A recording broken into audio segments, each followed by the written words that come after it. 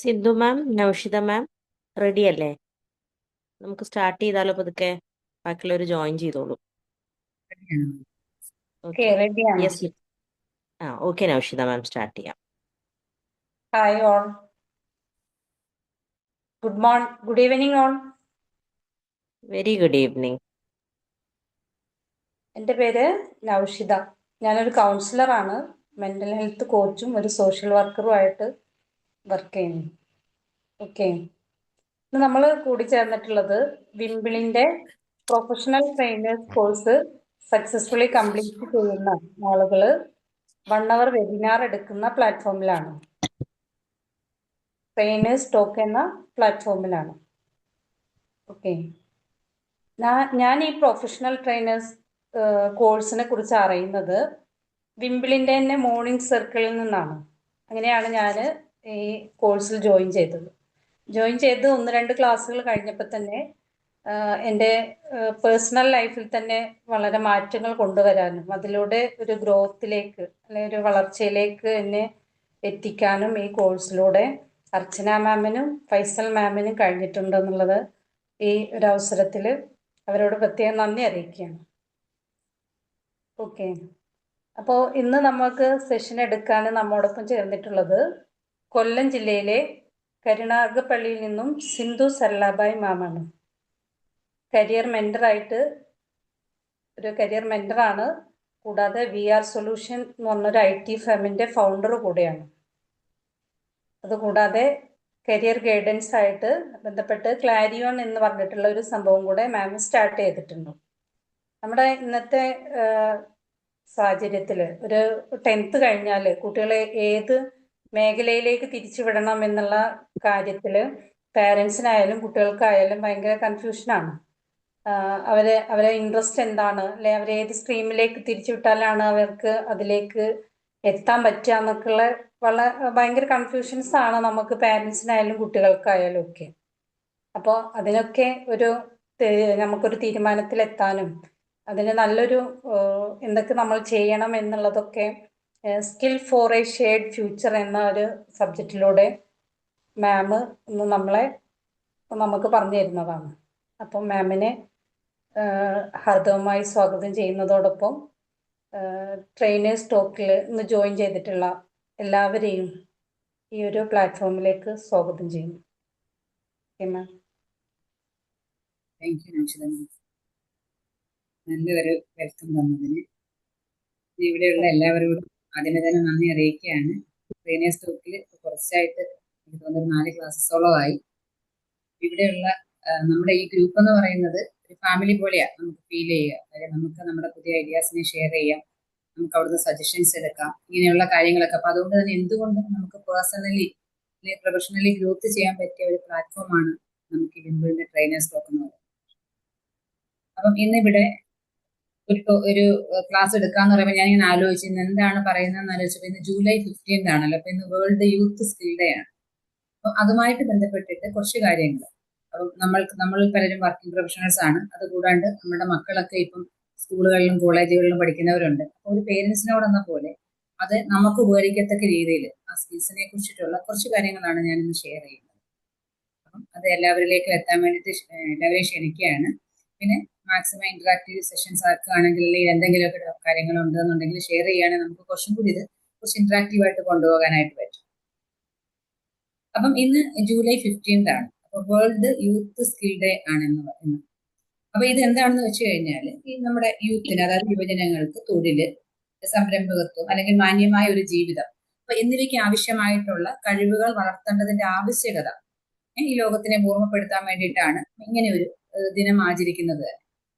കാര്യം നമുക്കറിയാം ഇന്ന് ലോകം വളരെ പെട്ടെന്ന് മാറിക്കൊണ്ടിരിക്കുക. നേരത്തെ ഒരുപക്ഷെ വർഷങ്ങൾ എടുത്ത് മാറിയിരുന്ന മാറ്റം ഇന്ന് മാസങ്ങൾക്കുള്ളിലും ദിവസങ്ങൾക്കുള്ളിലും മാറുന്ന ഒരു കാലഘട്ടത്തിൽ കൂടിയാണ് നമ്മൾ പോകുന്നത്. ഒരുപക്ഷെ എനിക്ക് തോന്നുന്നു കുറെ മുന്നേ ആണെന്നുണ്ടെങ്കിൽ ഒരു ഡിഗ്രി ഒക്കെ ഉണ്ട് എന്നുണ്ടെങ്കിൽ നമുക്കൊരു ജോലിക്ക് വേണ്ടിയുള്ള ഒരു സംഭവമായി. ഒരു ഡിഗ്രി ഉണ്ടെന്ന് വെച്ചാൽ നമുക്ക് അതിന്റെ അർത്ഥം നമ്മൾ ഇനി ജോലി ചെയ്യാൻ എഫിഷ്യന്റ് ആണ്, അല്ലെങ്കിൽ എനിക്ക് ജോലിക്ക് ഓക്കെ ആണ്, ഞാനിപ്പോ കേപ്പബിൾ ആണ് എന്നുള്ള ലെവലിലേക്ക് എത്തുന്ന ഒരു കാലഘട്ടമായിരുന്നു. പക്ഷെ ഇന്ന് അത്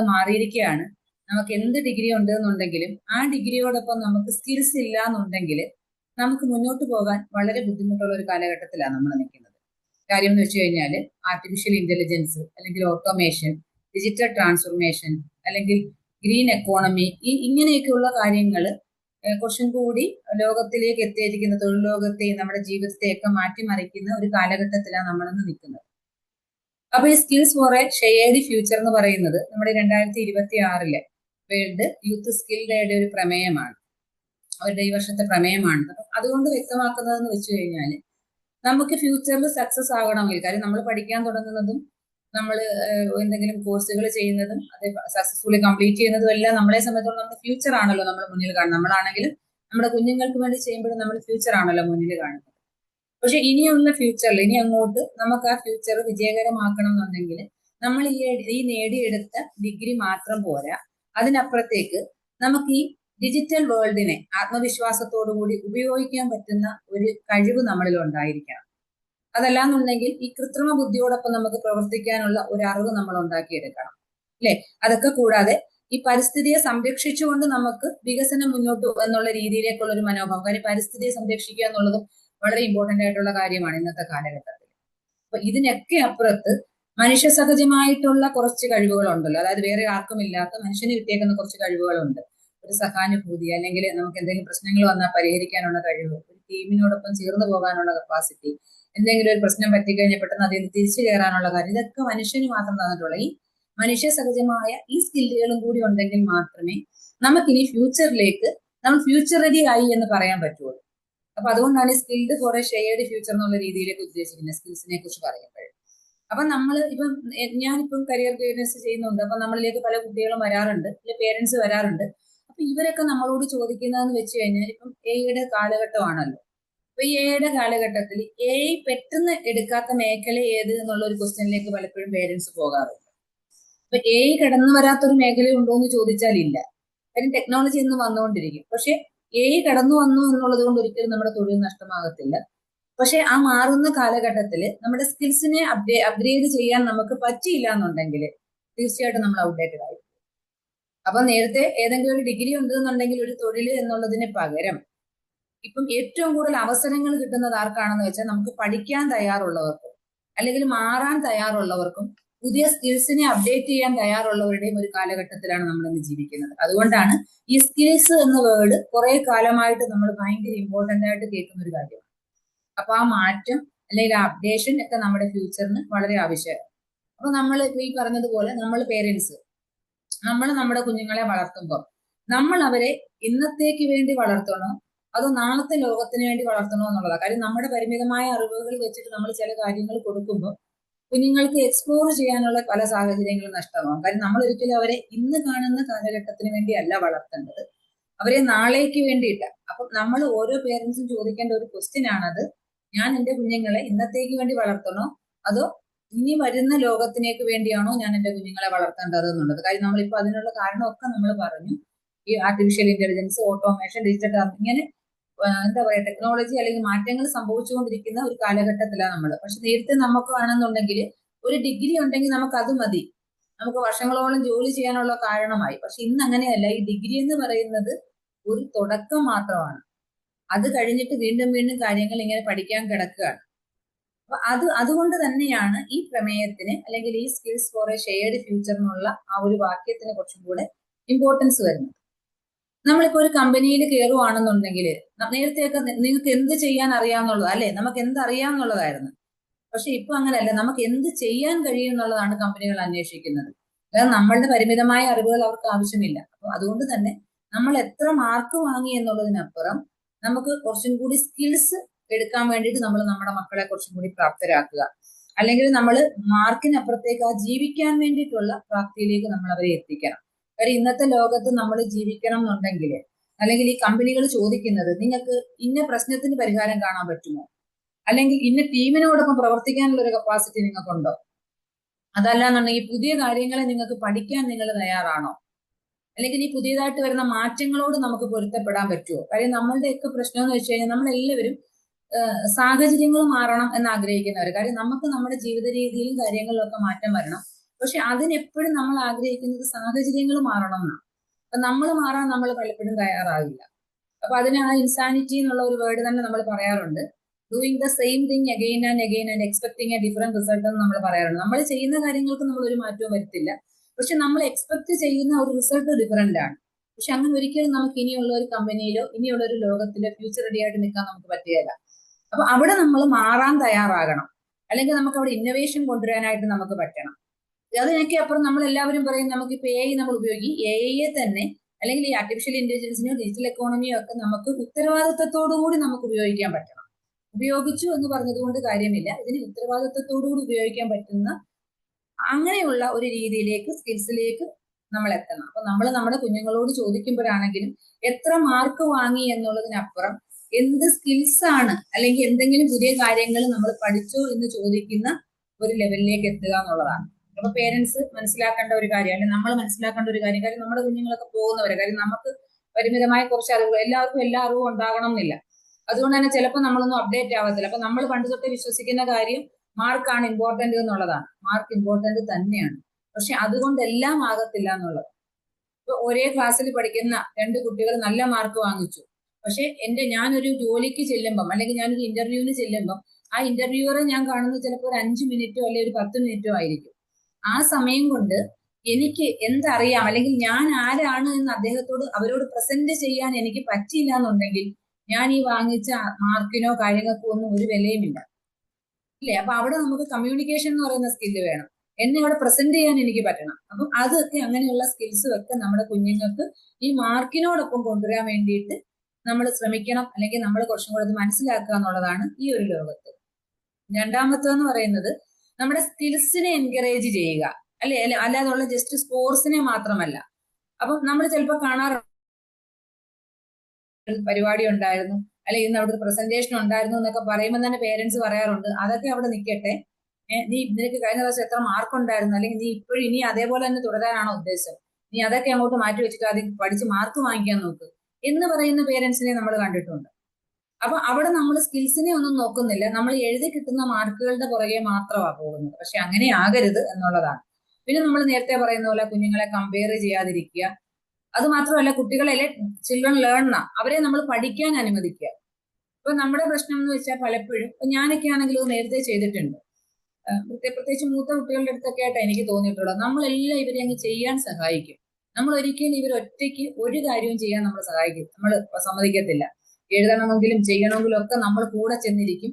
ഇതിപ്പോ പ്രോജക്റ്റ് ഒക്കെ ചെയ്യാനുണ്ടെങ്കിൽ നമ്മളങ്ങ് ചെയ്തു കൊടുക്കും. അപ്പൊ നമ്മുടെ വിചാരം നമ്മുടെ കുഞ്ഞ് എല്ലാത്തിനും മുന്നിലായി വരട്ടെ, നന്നായിട്ട് ചെയ്യട്ടെ എന്നാണ് നമ്മൾ ആഗ്രഹിക്കുന്നത്. പക്ഷെ അവിടെ പറ്റുന്നതെന്ന് വെച്ച് കഴിഞ്ഞാല് അവന് സ്വന്തമായിട്ട് ഒരു കാര്യം ചെയ്ത് അതിലൊരു തെറ്റ് വന്ന് അത് തിരുത്തി പഠിക്കാനുള്ള ഒരു സാഹചര്യം നമ്മൾ നഷ്ടപ്പെടുത്തുക ചെയ്യുന്നത്. അങ്ങനെ ആവാണ്ട് അവരെ പഠിക്കാനുള്ള ഒരു സാഹചര്യങ്ങളിലേക്ക് എത്തിയാൽ മാത്രമേ പുതിയ സ്കിൽസിനെ അവർക്ക് ചെയ്യാൻ പറ്റത്തുള്ളൂ. ഇത് നമ്മൾ തന്നെ ചെയ്തു കൊടുക്കുകയാണെന്നുണ്ടെങ്കിൽ അവർക്ക് തീരുമാനം എടുക്കാനൊന്നും പറ്റത്തില്ല, കാര്യം അവർക്കെല്ലാം ചെയ്ത് കിട്ടുകയല്ലേ. പിന്നെ ഏറ്റവും പ്രധാനം എന്ന് വെച്ചാൽ നമ്മളും ആ കുഞ്ഞുങ്ങളോട് പഠിക്കുക എന്നുള്ളതാണ്. അല്ലെ, അവര് ഒരു കാര്യം വന്ന് പറയുക, നമ്മളോട് പറയാ ChatGPT-യിൽ ഞാനൊരു പ്രോജക്റ്റ് ഇങ്ങനെ ചെയ്തിരുന്നു, അല്ലെങ്കിൽ ഇന്ന കാര്യം ചെയ്തു എന്നൊക്കെ പറയുമ്പോൾ ഇതൊക്കെ എന്തുവാണെന്ന് നമുക്ക് അറിഞ്ഞുകൂടെങ്കിൽ ആ കുഞ്ഞുങ്ങളോടും കൂടെ ചോദിച്ചോട് നമ്മൾ മനസ്സിലാക്കുക. അപ്പൊ എങ്കിൽ മാത്രമേ അവരുടെ സ്കിൽസിനെ, അവർ പറയുന്ന കാര്യങ്ങൾ മനസ്സിലായിട്ട് ഇന്ന കാര്യങ്ങളൊക്കെ ഇപ്പൊ ആവശ്യമുള്ളതാണെന്ന് മനസ്സിലാക്കുന്ന ഒരു ലെവലിലേക്ക് നമുക്ക് എത്താനായിട്ട് പറ്റുള്ളൂ എന്നുള്ളതാണ്. അപ്പൊ എന്താണെന്ന് പറഞ്ഞാലും സ്കിൽസ് ഇല്ലാണ്ട് ഇനിയുള്ള ഇപ്പം വർക്കിംഗ് പ്രൊഫഷൻ നമ്മൾ ഉൾപ്പെടെയുള്ളവർ പണി ചെയ്തുകൊണ്ടിരിക്കുന്നവരാണെങ്കിലും ഇനി വരുന്ന നമ്മുടെ ഫ്യൂച്ചർ ജനറേഷൻ ആണെങ്കിലും ഏറ്റവും ഇമ്പോർട്ടന്റ് എന്ന് പറയുന്നത് സ്കിൽസ് ആണ്. അപ്പൊ ആ സ്കിൽസിനെ എങ്ങനെ നമുക്ക് അച്ചീവ് ചെയ്യാനായിട്ട് പറ്റും, അല്ലെങ്കിൽ നമ്മൾ അതിനുവേണ്ടി എന്തൊക്കെ ചെയ്യണം എന്നുള്ളതിനെ കുറിച്ചിട്ടാണ് നമ്മൾ ഇന്ന് സ്കിൽസിന്റെ ഇമ്പോർട്ടൻസിനെ കുറിച്ചിട്ടാണ് നമ്മൾ ഇന്ന് പറയുന്നത്. ഞാൻ ഓഡിബിൾ ആണോ? കേൾക്കാൻ പറ്റുന്നുണ്ടോ? യെസ് മാം, ഓഡിബിൾ ആണ്. ഞാൻ പറയുന്നത്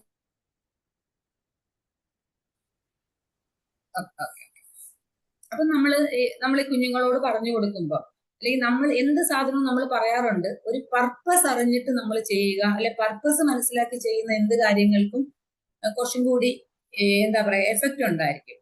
ഇപ്പം നമ്മൾ കുഞ്ഞുങ്ങൾ തന്നെ ഇപ്പൊ കോളേജിലൊക്കെ പോകുമ്പോൾ അവർ പറയാറുണ്ട്, നമ്മൾ മനസ്സിൽ കാണുന്ന ഒരു കോളേജും ഉണ്ട്, അവിടെ നമുക്ക് അസൈൻമെന്റ് സാധനങ്ങൾ ഒന്നുമില്ല, ഇവരുടെ വിചാരം അവിടെ ചെല്ലുന്നു, നമ്മൾ കുറച്ചു നേരം അവിടെയൊക്കെ നിൽക്കുന്നു, തിരിച്ചു വരുന്നു എന്നുള്ള പോലെയാണ്. പക്ഷെ കോളേജസിൽ ചെല്ലുമ്പോൾ അവിടെ അസൈൻമെന്റ്സ് ഉണ്ട്, അവിടെ കാര്യങ്ങൾ ചെയ്യാനുണ്ട്, അല്ലെങ്കിൽ 6 മാസം എന്നുള്ള 4 മാസം 5 മാസം എക്സാംസ് വരുന്നുണ്ട്, ഇന്റേണൽ ഓഡിറ്റ്. അപ്പൊ ഇതൊക്കെ വരുമ്പോഴത്തേക്ക് കൊച്ചുങ്ങൾക്ക് ഇതിനെ അക്സെപ്റ്റ് ചെയ്യാനായിട്ട് പറ്റാത്ത ഒരു സാഹചര്യം സത്യത്തിൽ ഇപ്പോഴും ഉണ്ട്. അപ്പൊ നമ്മൾ പറഞ്ഞു കൊടുക്കേണ്ടത് എന്തുകൊണ്ട് ഈ അസസ്മെന്റുകൾ വരുന്നു, അല്ലെ എന്തുകൊണ്ട് നമ്മൾ പല രീതിയിലേക്ക് കാര്യങ്ങളെ ചെയ്യേണ്ടി വരുന്നു എന്നുള്ളതാണ്. അപ്പൊ അത് പറയണം എന്നുണ്ടെങ്കിൽ നമ്മൾ എപ്പോഴും എഡ്യൂക്കേഷനെ കുറിച്ച് പറയണം, അല്ലെങ്കിൽ എന്താണ് വിദ്യാഭ്യാസം എന്നുള്ളതിനെ കുറിച്ച് നമ്മൾ പറയണം. പലപ്പോഴും നമ്മൾ വിചാരിക്കുന്നത് നമ്മൾ ഈ പുസ്തകത്തിൽ പഠിക്കുന്നത് മാത്രമാണ് എഡ്യൂക്കേഷൻ എന്നുള്ളതാണ്. പക്ഷെ അല്ല.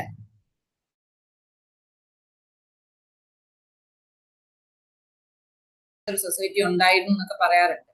പക്ഷെ ഇത് തമ്മിലുള്ള വ്യത്യാസം എന്ന് വെച്ച് കഴിഞ്ഞാൽ നമ്മുടെ അറിവിലാണെങ്കിലും ചിന്തയിലാണെങ്കിലും നമ്മുടെ പല കാര്യങ്ങളിലോട് നമ്മൾ കാണുന്ന മൂല്യബോധത്തിലാണെങ്കിലും ഒക്കെ വ്യത്യാസങ്ങളുണ്ട്. അപ്പൊ നമ്മളെ ഈ ചിന്തിക്കാനും നമുക്ക് അറിവും കഴിവും ഈ ചിന്താശൈലിയൊക്കെ വളർത്താൻ സഹായിക്കുന്ന ഒരു പ്രക്രിയയാണ് ഈ വിദ്യാഭ്യാസം എന്ന് പറയുന്നത്. അല്ലാതെ അത് കേവലം ഒരു പുസ്തക പഠനം മാത്രമല്ല. അപ്പൊ അതുകൊണ്ട് തന്നെയാണ് ഈ കാലഘട്ടത്തിനനുസരിച്ചിട്ട് ഇത് മാറുന്നത്. കാരണം ഇപ്പൊ ഇത് സ്കിൽ ബേസ്ഡ് എന്ന് പറഞ്ഞു നിൽക്കുന്ന ഈ ഒരു കാലഘട്ടത്തിൽ എത്തുന്നതിന് മുന്നേ കുറെ പ്രവർത്തനങ്ങളിൽ കൂടി അല്ലെ കുറെ ഘട്ടത്തിൽ കൂടി കടന്നിട്ടാണ് നമ്മൾ ഇന്ന് എത്തുന്ന ഈ ഒരു സ്കിൽ ബേസ്ഡ് എഡ്യൂക്കേഷനിൽ നമ്മൾ എത്തി നിൽക്കുന്നത്. കാര്യം എന്ന് വെച്ച് കഴിഞ്ഞാല് നമ്മൾ ഈ പറയുന്ന പോലെ നമ്മളെ അറിവും കഴിവും മൂല്യങ്ങളും ഒക്കെ വളർത്താൻ വേണ്ടിയുള്ള ആ ഒരു പ്രക്രിയയെ, അപ്പൊ അതിനു വേണ്ടിയിട്ടുള്ള ഒരു സംവിധാനത്തെയാണ് നമ്മൾ എഡ്യൂക്കേഷൻ സിസ്റ്റം എന്ന് പറയുന്നത്. എഡ്യൂക്കേഷൻ എന്ന് പറയുമ്പോൾ നമ്മളിലേക്ക് അറിവും കഴിവും ചിന്തയും നമ്മുടെ മൂല്യബോധവും ഒക്കെ വർദ്ധിപ്പിക്കുമ്പം അതിനു വേണ്ടിയിട്ട് ആക്കിയെടുക്കുന്ന ഒരു സിസ്റ്റമാണ് ഈ എഡ്യൂക്കേഷൻ സിസ്റ്റം. അതിനു വേണ്ടിയുള്ള ഒരു സംവിധാനമാണ്. അപ്പൊ ഈ സംവിധാനത്തിനകത്ത് വരുന്ന സാധനങ്ങളാണ് നമ്മുടെ സ്കൂളുകള്, കോളേജുകള്, യൂണിവേഴ്സിറ്റീസ്, നമ്മുടെ അധ്യാപകര്, നമ്മുടെ പരീക്ഷകള്, നമ്മുടെ അസസ്മെന്റുകള്, ഇങ്ങനെയുള്ള സാധനങ്ങളെല്ലാം ചേർന്ന് വരുന്ന ഒരു ആണ് ഈ വിദ്യാഭ്യാസ സംവിധാനത്തിലാണ് അതുള്ളത്. അപ്പൊ ഇവിടെയാണ് അവർ തീരുമാനിക്കുന്നത് നമ്മളെ എന്ത് പഠിപ്പിക്കണം, അല്ലെങ്കിൽ എങ്ങനെ പഠിപ്പിക്കണം, അല്ലെങ്കിൽ എങ്ങനെ നമ്മളെ വിലയിരുത്തണം. ഇങ്ങനെയുള്ള കാര്യങ്ങളെല്ലാം നമ്മൾ വരുന്നത് എവിടെയാ? ഈ എഡ്യൂക്കേഷൻ സിസ്റ്റത്തിനകത്താണ്. എപ്പോഴും ഈ എഡ്യൂക്കേഷൻ സിസ്റ്റം ഒരുപോലെയല്ല. എഡ്യൂക്കേഷൻ സിസ്റ്റം എന്ന് പറയുന്നത് കാലഘട്ടത്തിന്റെ ആവശ്യം, ഇന്നത്തെ സമൂഹം എന്താണോ ആവശ്യപ്പെടുന്നത്, അല്ലെങ്കിൽ ഇന്നത്തെ കാലഘട്ടത്തിൽ എനിക്ക് നിലനിൽക്കണമെങ്കിൽ ഞാൻ എന്താണോ പഠിക്കേണ്ടത്, അതിനനുസരിച്ചിട്ട് ഈ സിസ്റ്റത്തിന് മാറ്റം വരും. എപ്പോഴും ഒരേപോലെ ഇരിക്കില്ല. അപ്പൊ നമുക്ക് ഇച്ചിരി ചരിത്രം അല്ലെങ്കിൽ കുറച്ച് ബാക്കിലേക്ക് പോയാൽ നമുക്കത് മനസ്സിലാവും. നമുക്കൊന്ന് മനസ്സിലാകാൻ വേണ്ടിയിട്ട് നമുക്ക് ഒരു 5 ഇതിനെ നമുക്ക് തരംതിരിക്കാനായിട്ട് പറ്റും. അപ്പൊ നമ്മളൊന്ന് ആലോചിച്ചു കഴിഞ്ഞാൽ ഏറ്റവും ആദ്യം ഉണ്ടായിരുന്നത് ഒരു പുരാതന കാലം അല്ലേ? അവിടെ നമുക്ക് സ്കൂളോ കോളേജോ ഒന്നുമില്ല. നമ്മളിത് പഠിച്ചിരുന്നതൊക്കെ കുടുംബങ്ങളിൽ കൂടിയും അനുഭവങ്ങളിൽ കൂടിയായിരുന്നു. അവിടെ നമുക്ക് അധ്യാപകരെന്ന് പറയുന്നത് നമ്മുടെ മുതിർന്നവരും പേരൻസും ഒക്കെയാണ്. നമ്മുടെ സ്കൂളെന്ന് പറയുന്നത് നമ്മുടെ വീടാണ്. അവിടെ നമ്മൾ കാര്യങ്ങൾ കണ്ടും ചെയ്തും പഠിച്ചും അങ്ങനെയാണ് പഠിച്ചത്. അതായത് നമ്മൾ കണ്ടു പഠിച്ചു ഇല്ലേ, അല്ലെങ്കിൽ ചെയ്ത് പഠിച്ച് അനുഭവിച്ചു വളർന്നു, ഇങ്ങനെ ഒരു സാഹചര്യത്തിൽ കൂടിയാണ് നമ്മൾ പോയത്. അപ്പൊ അവിടെ നമ്മളെ സംബന്ധിച്ചോളം നമ്മൾ ജോലി ചെയ്ത് പഠിക്കുക, അല്ലെങ്കിൽ നമുക്ക് ജീവിതവുമായിട്ട് നേരിട്ട് ബന്ധപ്പെട്ടിട്ടുള്ള പഠനമാണ്. അപ്പൊ നമുക്ക് ഇവിടുന്ന് ഇതെല്ലാം കിട്ടുന്നത് നമ്മുടെ വീടുകളിൽ നിന്നും നമ്മുടെ മുതിർന്നവരിൽ നിന്നുമായിരുന്നു. അപ്പൊ നമ്മൾ ഇപ്പോഴത്തെ എന്താ പറയുക, ഒരിക്കലും സ്കിൽസ് എന്ന് പറയുന്നത് skills are not born in class room alone എന്നുള്ളതാണ്. They are build through experience. അനുഭവങ്ങളിൽ കൂടിയും നമുക്ക് സ്കിൽസിനെ കൊണ്ടുവരാൻ പറ്റും. അങ്ങനെയുള്ള ഒരു പഠനമായിരുന്നു പുരാതന കാലത്തുണ്ടായിരുന്നത്. അതായത് ലേണിംഗ് ബൈ ഡൂയിങ് എന്നുള്ളതാണ്. അപ്പൊ ഇന്ന് പല യൂണിവേഴ്സിറ്റീസും ഇതേ സാധനം തന്നെയാണ് പിന്തുടരുന്നത്. അല്ലെങ്കിൽ ഇപ്പൊ നമ്മൾ ഈ പറയുന്ന ഇന്റേൺഷിപ്പ് എന്ന് പറയുന്നതും അപ്രന്റീസ്ഷിപ്പും സ്കിൽ എഡ്യൂക്കേഷനും സ്കിൽ ട്രെയിനിങ്ങും ഇത് പലതും ഇതിന്റെ ഒരു ഭാഗം തന്നെയാണ്. അപ്പൊ നമ്മൾ ചെയ്ത് പഠിക്കുന്ന ഒരു സാഹചര്യം നമുക്ക് അന്നുണ്ടായിരുന്നു. അതാണ് പുരാതന കാലത്തുണ്ടായത്. പിന്നീട് അത് കഴിഞ്ഞിട്ട് നമ്മൾ അടുത്ത ഒരു ഘട്ടത്തിലേക്ക് വന്നു. അവിടെയാണ് നമുക്ക് ഈ ഗുരുകുല സമ്പ്രദായമൊക്കെ ഉണ്ടായത്. അപ്പൊ അവിടെ എന്ന് വെച്ച് കഴിഞ്ഞാൽ കുറച്ചും കൂടെ മൂല്യാധിഷ്ഠിത പഠനമാണ്. അവിടെ നമ്മൾ ഗുരുകുലത്തിൽ ഗുരുവിനോടൊപ്പം താമസിച്ച് പഠിക്കുന്നു ഇല്ലേ. അവിടെ നമുക്ക് ഈ ശാസ്ത്രവും എന്താ പറയുക ഗണിതവും മാത്രമൊന്നും അല്ല നമ്മളെ പഠിപ്പിച്ചിരുന്നത്. കുറച്ചും കൂടി മൂല്യങ്ങളും കൂടിയാണ് പഠിപ്പിച്ചിരുന്നത്. അതല്ലെങ്കിൽ വിനയം, അല്ലെങ്കിൽ നമുക്ക് എങ്ങനെ സഹജീവികളോട് കരുണ കാണിക്കാം, അല്ലെങ്കിൽ നമുക്ക് പ്രകൃതിയോട് ചേർന്ന് എങ്ങനെ ജീവിക്കാം, ഇങ്ങനെയൊക്കെയുള്ള കുറച്ചും കൂടി നമ്മുടെ സ്വഭാവത്തെയും കൂടി എന്താ പറയാ ഒന്നും കൂടി നന്നാക്കി എടുക്കുന്ന രീതിയിലുള്ള ഒരു പഠനമായിരുന്നു ഗുരുകുലമൊക്കെ ആയിരുന്നപ്പോഴത്തേക്ക് ഉണ്ടായിരുന്നത്. അപ്പൊ രണ്ടാമത്തെ ഘട്ടത്തിലാണ് ഈ ഗുരുകുല സമ്പ്രദായം വരുന്നത്. മൂന്നാമത്തെ ഘട്ടത്തിലാണ് നമുക്ക് ഇൻഡസ്ട്രിയൽ റെവല്യൂഷൻ വരുന്നത്. അവിടെ വന്നപ്പോഴത്തേക്കും അതാണ് കുറച്ചും കൂടി വിദ്യാഭ്യാസ ചരിത്രത്തിലെ വിപ്ലവകരമായിട്ടുള്ള ഒരു മാറ്റം എന്നുള്ളത്. അത് ഏകദേശം 250 വർഷങ്ങൾക്ക് മുന്നെയാണ് നമുക്ക് ഇൻഡസ്ട്രിയൽ റെവല്യൂഷൻ വരുന്നത്. അവിടെ വരുമ്പോഴത്തേക്കും കുറച്ചും കൂടി യന്ത്രങ്ങളും തൊഴിലാളികളും കുറച്ചും കൂടി സ്ട്രക്ചേർഡ് ആയിട്ടുള്ള കാര്യങ്ങൾ നമുക്ക് ആവശ്യമായിട്ട് വന്നു. അവിടെ നമുക്ക് ഈ കുടുംബത്തിൽ നിന്ന് പഠിക്കുന്ന കാര്യങ്ങളോ അല്ലെങ്കിൽ ഗുരുകുലത്തിൽ നിന്ന് പഠിക്കുന്ന കാര്യങ്ങളോ നമ്മുടെ സൊസൈറ്റിക്ക് പോരാ. അവിടെ കുറച്ചും കൂടി നമുക്കൊരു തൊഴിൽ ചെയ്യുന്ന ആൾക്കാരെ വേണം. കുറച്ചും കൂടി ആവശ്യകത സൊസൈറ്റിക്ക് കൂടി വന്നപ്പോഴത്തേക്കും കുറച്ചും കൂടി വിദ്യാഭ്യാസം കുറച്ച് സ്ട്രക്ചേർഡ് ആയി. ആ സമയത്ത് നമുക്ക് സ്കൂളുകളൊക്കെ വന്നു ഇല്ലേ. കുറച്ചും കൂടി എന്താ പറയുക സിലബസുകളും കാര്യങ്ങളും ഒക്കെ വന്നു. ഒരേപോലെ വിദ്യാഭ്യാസം കൊടുക്കാനായിട്ട് തുടങ്ങി. കാര്യം എന്ന് വെച്ച് കഴിഞ്ഞാൽ ഈ ഓഫീസുകൾക്കും അപ്പൊ അതുവരെ അതിന്റെ ആവശ്യമില്ലാത്തതുകൊണ്ട് അന്നത്തെ എഡ്യൂക്കേഷൻ അത് മതിയായിരുന്നു. അപ്പൊ അടുത്ത ലെവൽ ആയപ്പോഴത്തേക്കാണ് ഇൻഡസ്ട്രിയൽ റവല്യൂഷൻ ഒക്കെ വരുന്ന ഒരു സമയത്താണ് കുറച്ചും കൂടി വിപ്ലവകരമായിട്ടുള്ള മാറ്റങ്ങൾ വരികയും ഇപ്പൊ സ്കൂളുകളിൽ ഒരേ സമയത്ത് തന്നെ ക്ലാസ്സുകൾ ആരംഭിക്കുന്നു, ഒരേ പാഠ്യപദ്ധതി വരുന്നു, ഈ പരീക്ഷകൾ വരുന്നു, കുറച്ച് സമയക്രമമൊക്കെ പാലിക്കുന്നു. ഇതിലൂടെ കുറച്ചും കൂടി കുറച്ചും കൂടി തൊഴിൽ ചെയ്യാൻ പറ്റുന്ന ഒരു സൊസൈറ്റീനെ അല്ലെങ്കിൽ അങ്ങനെയുള്ള കുറച്ച് ആളുകൾ എടുക്കാനായിട്ട് പറ്റും.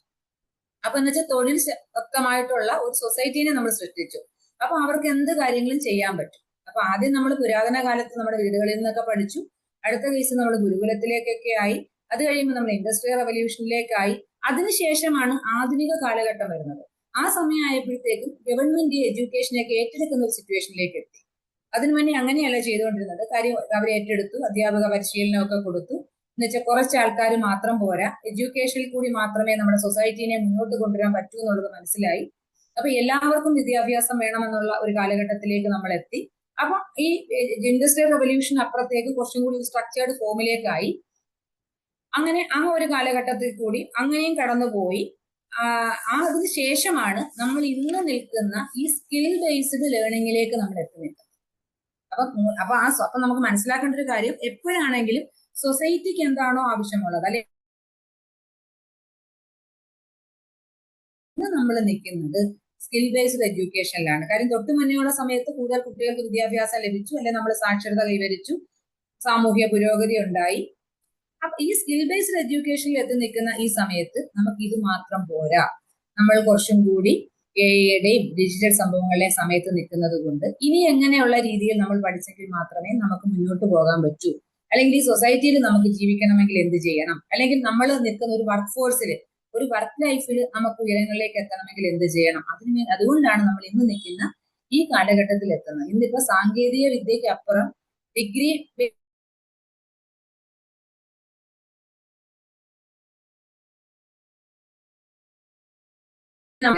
നിങ്ങൾക്ക് എന്ത് ചെയ്യാൻ പറ്റും എന്നുള്ള രീതിയിലേക്കേ നമ്മൾ ചോദിക്കത്തുള്ളൂ. അതുകൊണ്ട് തന്നെ ഇനിയുള്ള കാലത്ത് നിലനിൽക്കണമെങ്കിൽ നമ്മൾ പുതിയ ലാംഗ്വേജുകൾ, പുതിയ ഭാഷകൾ പഠിക്കണം, അല്ലെങ്കിൽ AI ടൂളുകൾ ഉപയോഗിക്കാനായിട്ട് പഠിക്കണം.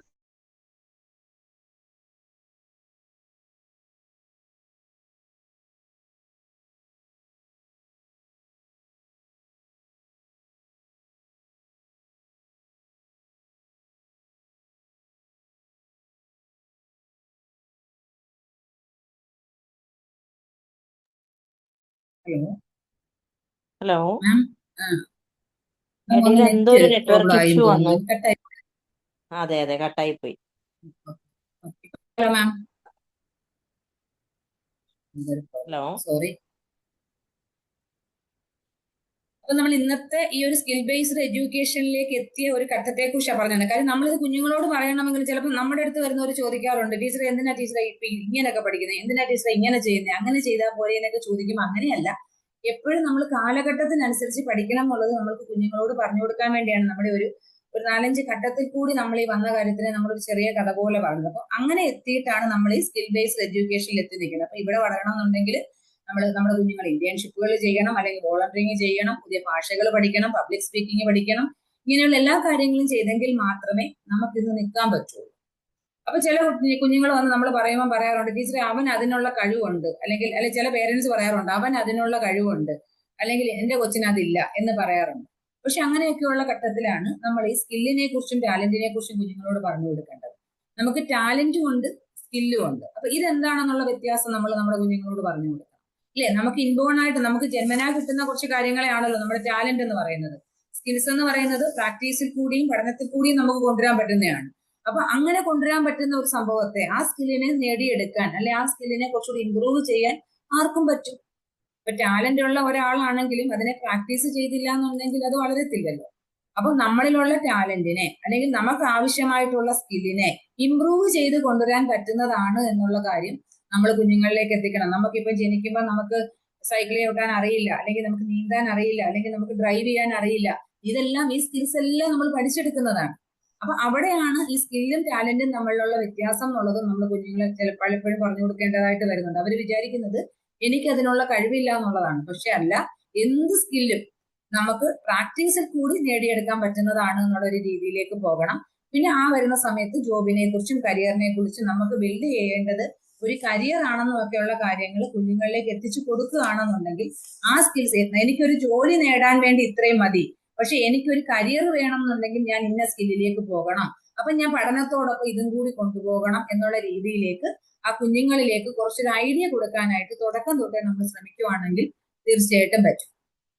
ഇനി ഞാൻ ചോദിക്കുന്നത്, നമ്മൾ ഇവിടെ ഇരിക്കുന്ന പേരൻസ്, നമ്മൾ എല്ലാവരും ആഗ്രഹിക്കുന്നത് നമ്മുടെ മക്കൾ പഠിച്ചു കഴിഞ്ഞാൽ ഉടനെ നമ്മുടെ മക്കൾക്ക് നല്ലൊരു ജോലി കിട്ടണമെന്ന് ആഗ്രഹിക്കുന്ന പേരൻസ് ആണ് നമ്മൾ, അല്ലെ? അല്ലെങ്കിൽ ഇപ്പം നമ്മൾ തന്നെയാണ് നമ്മൾ വർക്ക് ചെയ്തുകൊണ്ടിരിക്കുന്നവരാണെങ്കിൽ നമ്മൾ കുറച്ചും കൂടെ ബെറ്റർ പൊസിഷനിലേക്ക് പോകണമെന്നാണ് നമ്മൾ ആലോചിക്കുന്നത്. അപ്പൊ ചിലപ്പോൾ കോളേജിൽ അല്ലെങ്കിൽ നമ്മൾ സ്കൂൾസിലൊക്കെ എടുക്കുമ്പോൾ നമ്മൾ ചോദിക്കാറുണ്ട് അവരോട്, നിങ്ങൾ എന്തൊക്കെ ജോലികൾ നിങ്ങൾ ചെയ്യണം എന്ന് ആഗ്രഹിക്കുന്നു, അല്ലെങ്കിൽ നിങ്ങൾക്ക് എന്താകണം എന്ന് ആഗ്രഹിക്കുന്നത് എന്നൊക്കെ ചോദിച്ചിട്ട് നമ്മൾ ചോദിക്കാറുണ്ട്. നിങ്ങൾ ഈ ചെയ്യുന്ന ജോലി, അല്ലെങ്കിൽ നിങ്ങൾ ഇപ്പൊ ആഗ്രഹിക്കുന്ന ഈ ജോലി ഒരു 10 വർഷം കഴിഞ്ഞാലും ഈ ജോലി തന്നെ കാണുമോ എന്ന് ചോദിക്കാറുണ്ട്. അപ്പൊ ചിലര് പറയില്ല ടീച്ചറെ, ഇത് AI വന്നാൽ അത് പോകും, അല്ലെങ്കിൽ ഇന്നത് വന്നതുകൊണ്ട് ഇങ്ങനെ പോകും, അങ്ങനെ പലതും കുട്ടികൾ പറയാറുണ്ട്. പക്ഷെ ഒരിക്കലും AI വന്നു അല്ലെങ്കിൽ പുതിയൊരു സംഭവം വന്നു എന്ന് പറഞ്ഞാൽ നമ്മുടെ ജോലിയൊന്നും പോവുകയില്ല. പക്ഷെ നമ്മൾ ഇതിനോടൊപ്പം ചേർന്ന് നടക്കാൻ പഠിച്ചില്ല എന്നുണ്ടെങ്കിൽ പഠിക്കുന്ന ആൾക്കാർ നമ്മളെക്കാട്ടി മുന്നേ കയറി പോകും. അതാണ് സത്യം. കാര്യം പണ്ടൊക്കെ നമ്മൾ കമ്പ്യൂട്ടർ വരുന്ന സമയത്തും ഇങ്ങനെ തന്നെയായിരുന്നു. കമ്പ്യൂട്ടർ വന്നു കഴിഞ്ഞാൽ ഒത്തിരി ആളുകളുടെ ജോലി പോകും എന്ന് പറഞ്ഞവരുണ്ട്. ഈ ഇടയ്ക്ക് ഞാൻ FM-ൽ കേട്ടതാണ്, നമ്മുടെ കുറച്ച് ദിവസം മുമ്പ് ഫാഷനുമായി ബന്ധപ്പെട്ട് ഡ്രസ്സുമായി ബന്ധപ്പെട്ട് എന്തോ ഒരു ഡേയിൽ വന്നപ്പോഴേ അന്ന് പറയുന്നുണ്ടായിരുന്നു, ആദ്യ സമയത്ത് സ്റ്റിച്ചിങ് മെഷീനൊക്കെ വരുമ്പോഴത്തേക്കും അത് അന്നത്തെ സമയത്തെ ആൾക്കാർ അത് ചളി പൊട്ടിച്ചിരുന്നു എന്നാ പറയുന്നത്. കാര്യം അന്ന് അവർ സൂചിയും നൂലും കൊണ്ട് കൈകൊണ്ട് തയ്ക്കുന്ന സമയമാണ്. അപ്പൊ പുതിയ സാധനം വരുമ്പോഴത്തേക്കും ഞങ്ങളുടെ ജോലി പോകുമോ, അല്ലെങ്കിൽ ഞങ്ങൾ എങ്ങനെ ഇതിനെ മാനേജ് ചെയ്യുന്നത് പേടികൊണ്ടാണ് അവർ ചെയ്യുന്നത്. അപ്പൊ ആദ്യം ആരും ഈ സ്കിൽസിനെയോ അല്ലെ പുതിയ സാധനത്തെ അക്സെപ്റ്റ് ചെയ്യാൻ തയ്യാറാകാറില്ല. അത് തന്നെയാണ് സത്യത്തിൽ കമ്പ്യൂട്ടർ വന്നപ്പോഴും സംഭവിച്ചത്. പക്ഷെ ഇപ്പൊ നമ്മൾ അങ്ങനെയല്ല. നമ്മൾ ആലോചിക്കേണ്ടത് ഈ സാധനം നമ്മുടെ ജോലി കൊണ്ടുപോകുമോ എന്നുള്ളതിനപ്പുറം ഇതിനോടൊപ്പം ചേർന്ന് നടന്നുകൊണ്ട് ഭാവിയിൽ ജോലി ചെയ്യാൻ, അതിനുള്ള സ്കിൽസ് നേടിയെടുക്കാൻ എനിക്ക് പറ്റുമോ എന്ന് ചോദിക്കുന്നിടത്ത് മാത്രമേ അർത്ഥമുള്ളൂ. അല്ലാതെ ഇതെന്റെ ജോലി കൊണ്ടുപോകുമോ എന്ന് ചോദിച്ചാൽ അർത്ഥമില്ല. കാര്യം നമ്മൾ ഈ ഇന്നത്തെ സമൂഹത്തിൽ ജീവിക്കണമെങ്കിൽ അപ്പൊ ഇതിനോടൊപ്പം ഈ AI-യുടെയും ഓട്ടോമേഷന്റെയും ഡിജിറ്റൽ ട്രാൻസ്ഫോർമേഷന്റെയും ഒക്കെ സ്ഥലത്ത് ഇതിനോടൊപ്പം നമ്മൾ ജീവിക്കണം എന്നുണ്ടെങ്കിൽ നമ്മൾ കുറെ കഴിവുകൾ വളർത്തണം. നമ്മൾ ചിന്തിക്കാൻ പഠിക്കണം, അല്ലെ? അല്ലെങ്കിൽ നമ്മൾ പഠിക്കാൻ വേണ്ടി പഠിക്കണം, അല്ലെങ്കിൽ നമ്മൾ എങ്ങനെ ആശയവിനിമയം നടത്തുമെന്നുള്ളതിനെ കുറിച്ച് പഠിക്കണം, അല്ലെങ്കിൽ എങ്ങനെ പ്രശ്നങ്ങളെ പരിഹരിക്കാൻ പറ്റും എന്നുള്ളതിനെ കുറിച്ച് നമ്മൾ ചിന്തിക്കണം. അപ്പൊ അങ്ങനെ കുറെ കാര്യങ്ങൾ, അല്ലെങ്കിൽ ഈ സമൂഹത്തിൽ എങ്ങനെ നമുക്ക് മാറ്റം സൃഷ്ടിക്കാൻ പറ്റും, അല്ലെ? ഇപ്പൊ എന്റെ മുന്നിൽ കാണുന്ന ഒരു പ്രോബ്ലം, അതിന് ഞാൻ എങ്ങനെ ഒരു ബെറ്റർ സൊല്യൂഷൻ കൊടുക്കാൻ പറ്റും, ആ സൊല്യൂഷൻ എങ്ങനെ പരിസ്ഥിതിക്കും മറ്റുള്ളവർക്കും ബുദ്ധിമുട്ടുണ്ടാകാതെ ചെയ്യാൻ പറ്റും, ഇങ്ങനെയുള്ള കാര്യങ്ങളെ കുറിച്ചൊക്കെ നമ്മൾ ചിന്തിച്ചെങ്കിൽ മാത്രമേ ഈ വരുന്ന സംഭവങ്ങളോടൊപ്പം നമുക്ക് ജീവിക്കാൻ പറ്റൂ. അല്ലാതെ ഒരു ഡിഗ്രി ഉള്ളതിനെ കുറിച്ചോ ഒരു ഡിഗ്രി ഉണ്ട് എന്ന് വിചാരിച്ചിട്ട് നമുക്ക് ജീവിക്കാൻ പറ്റത്തില്ല. അത് മാത്രമല്ല, ടെക്നോളജി ഒരിക്കലും ഒരു ജോലിയെയും ഇല്ലാതാക്കത്തില്ല.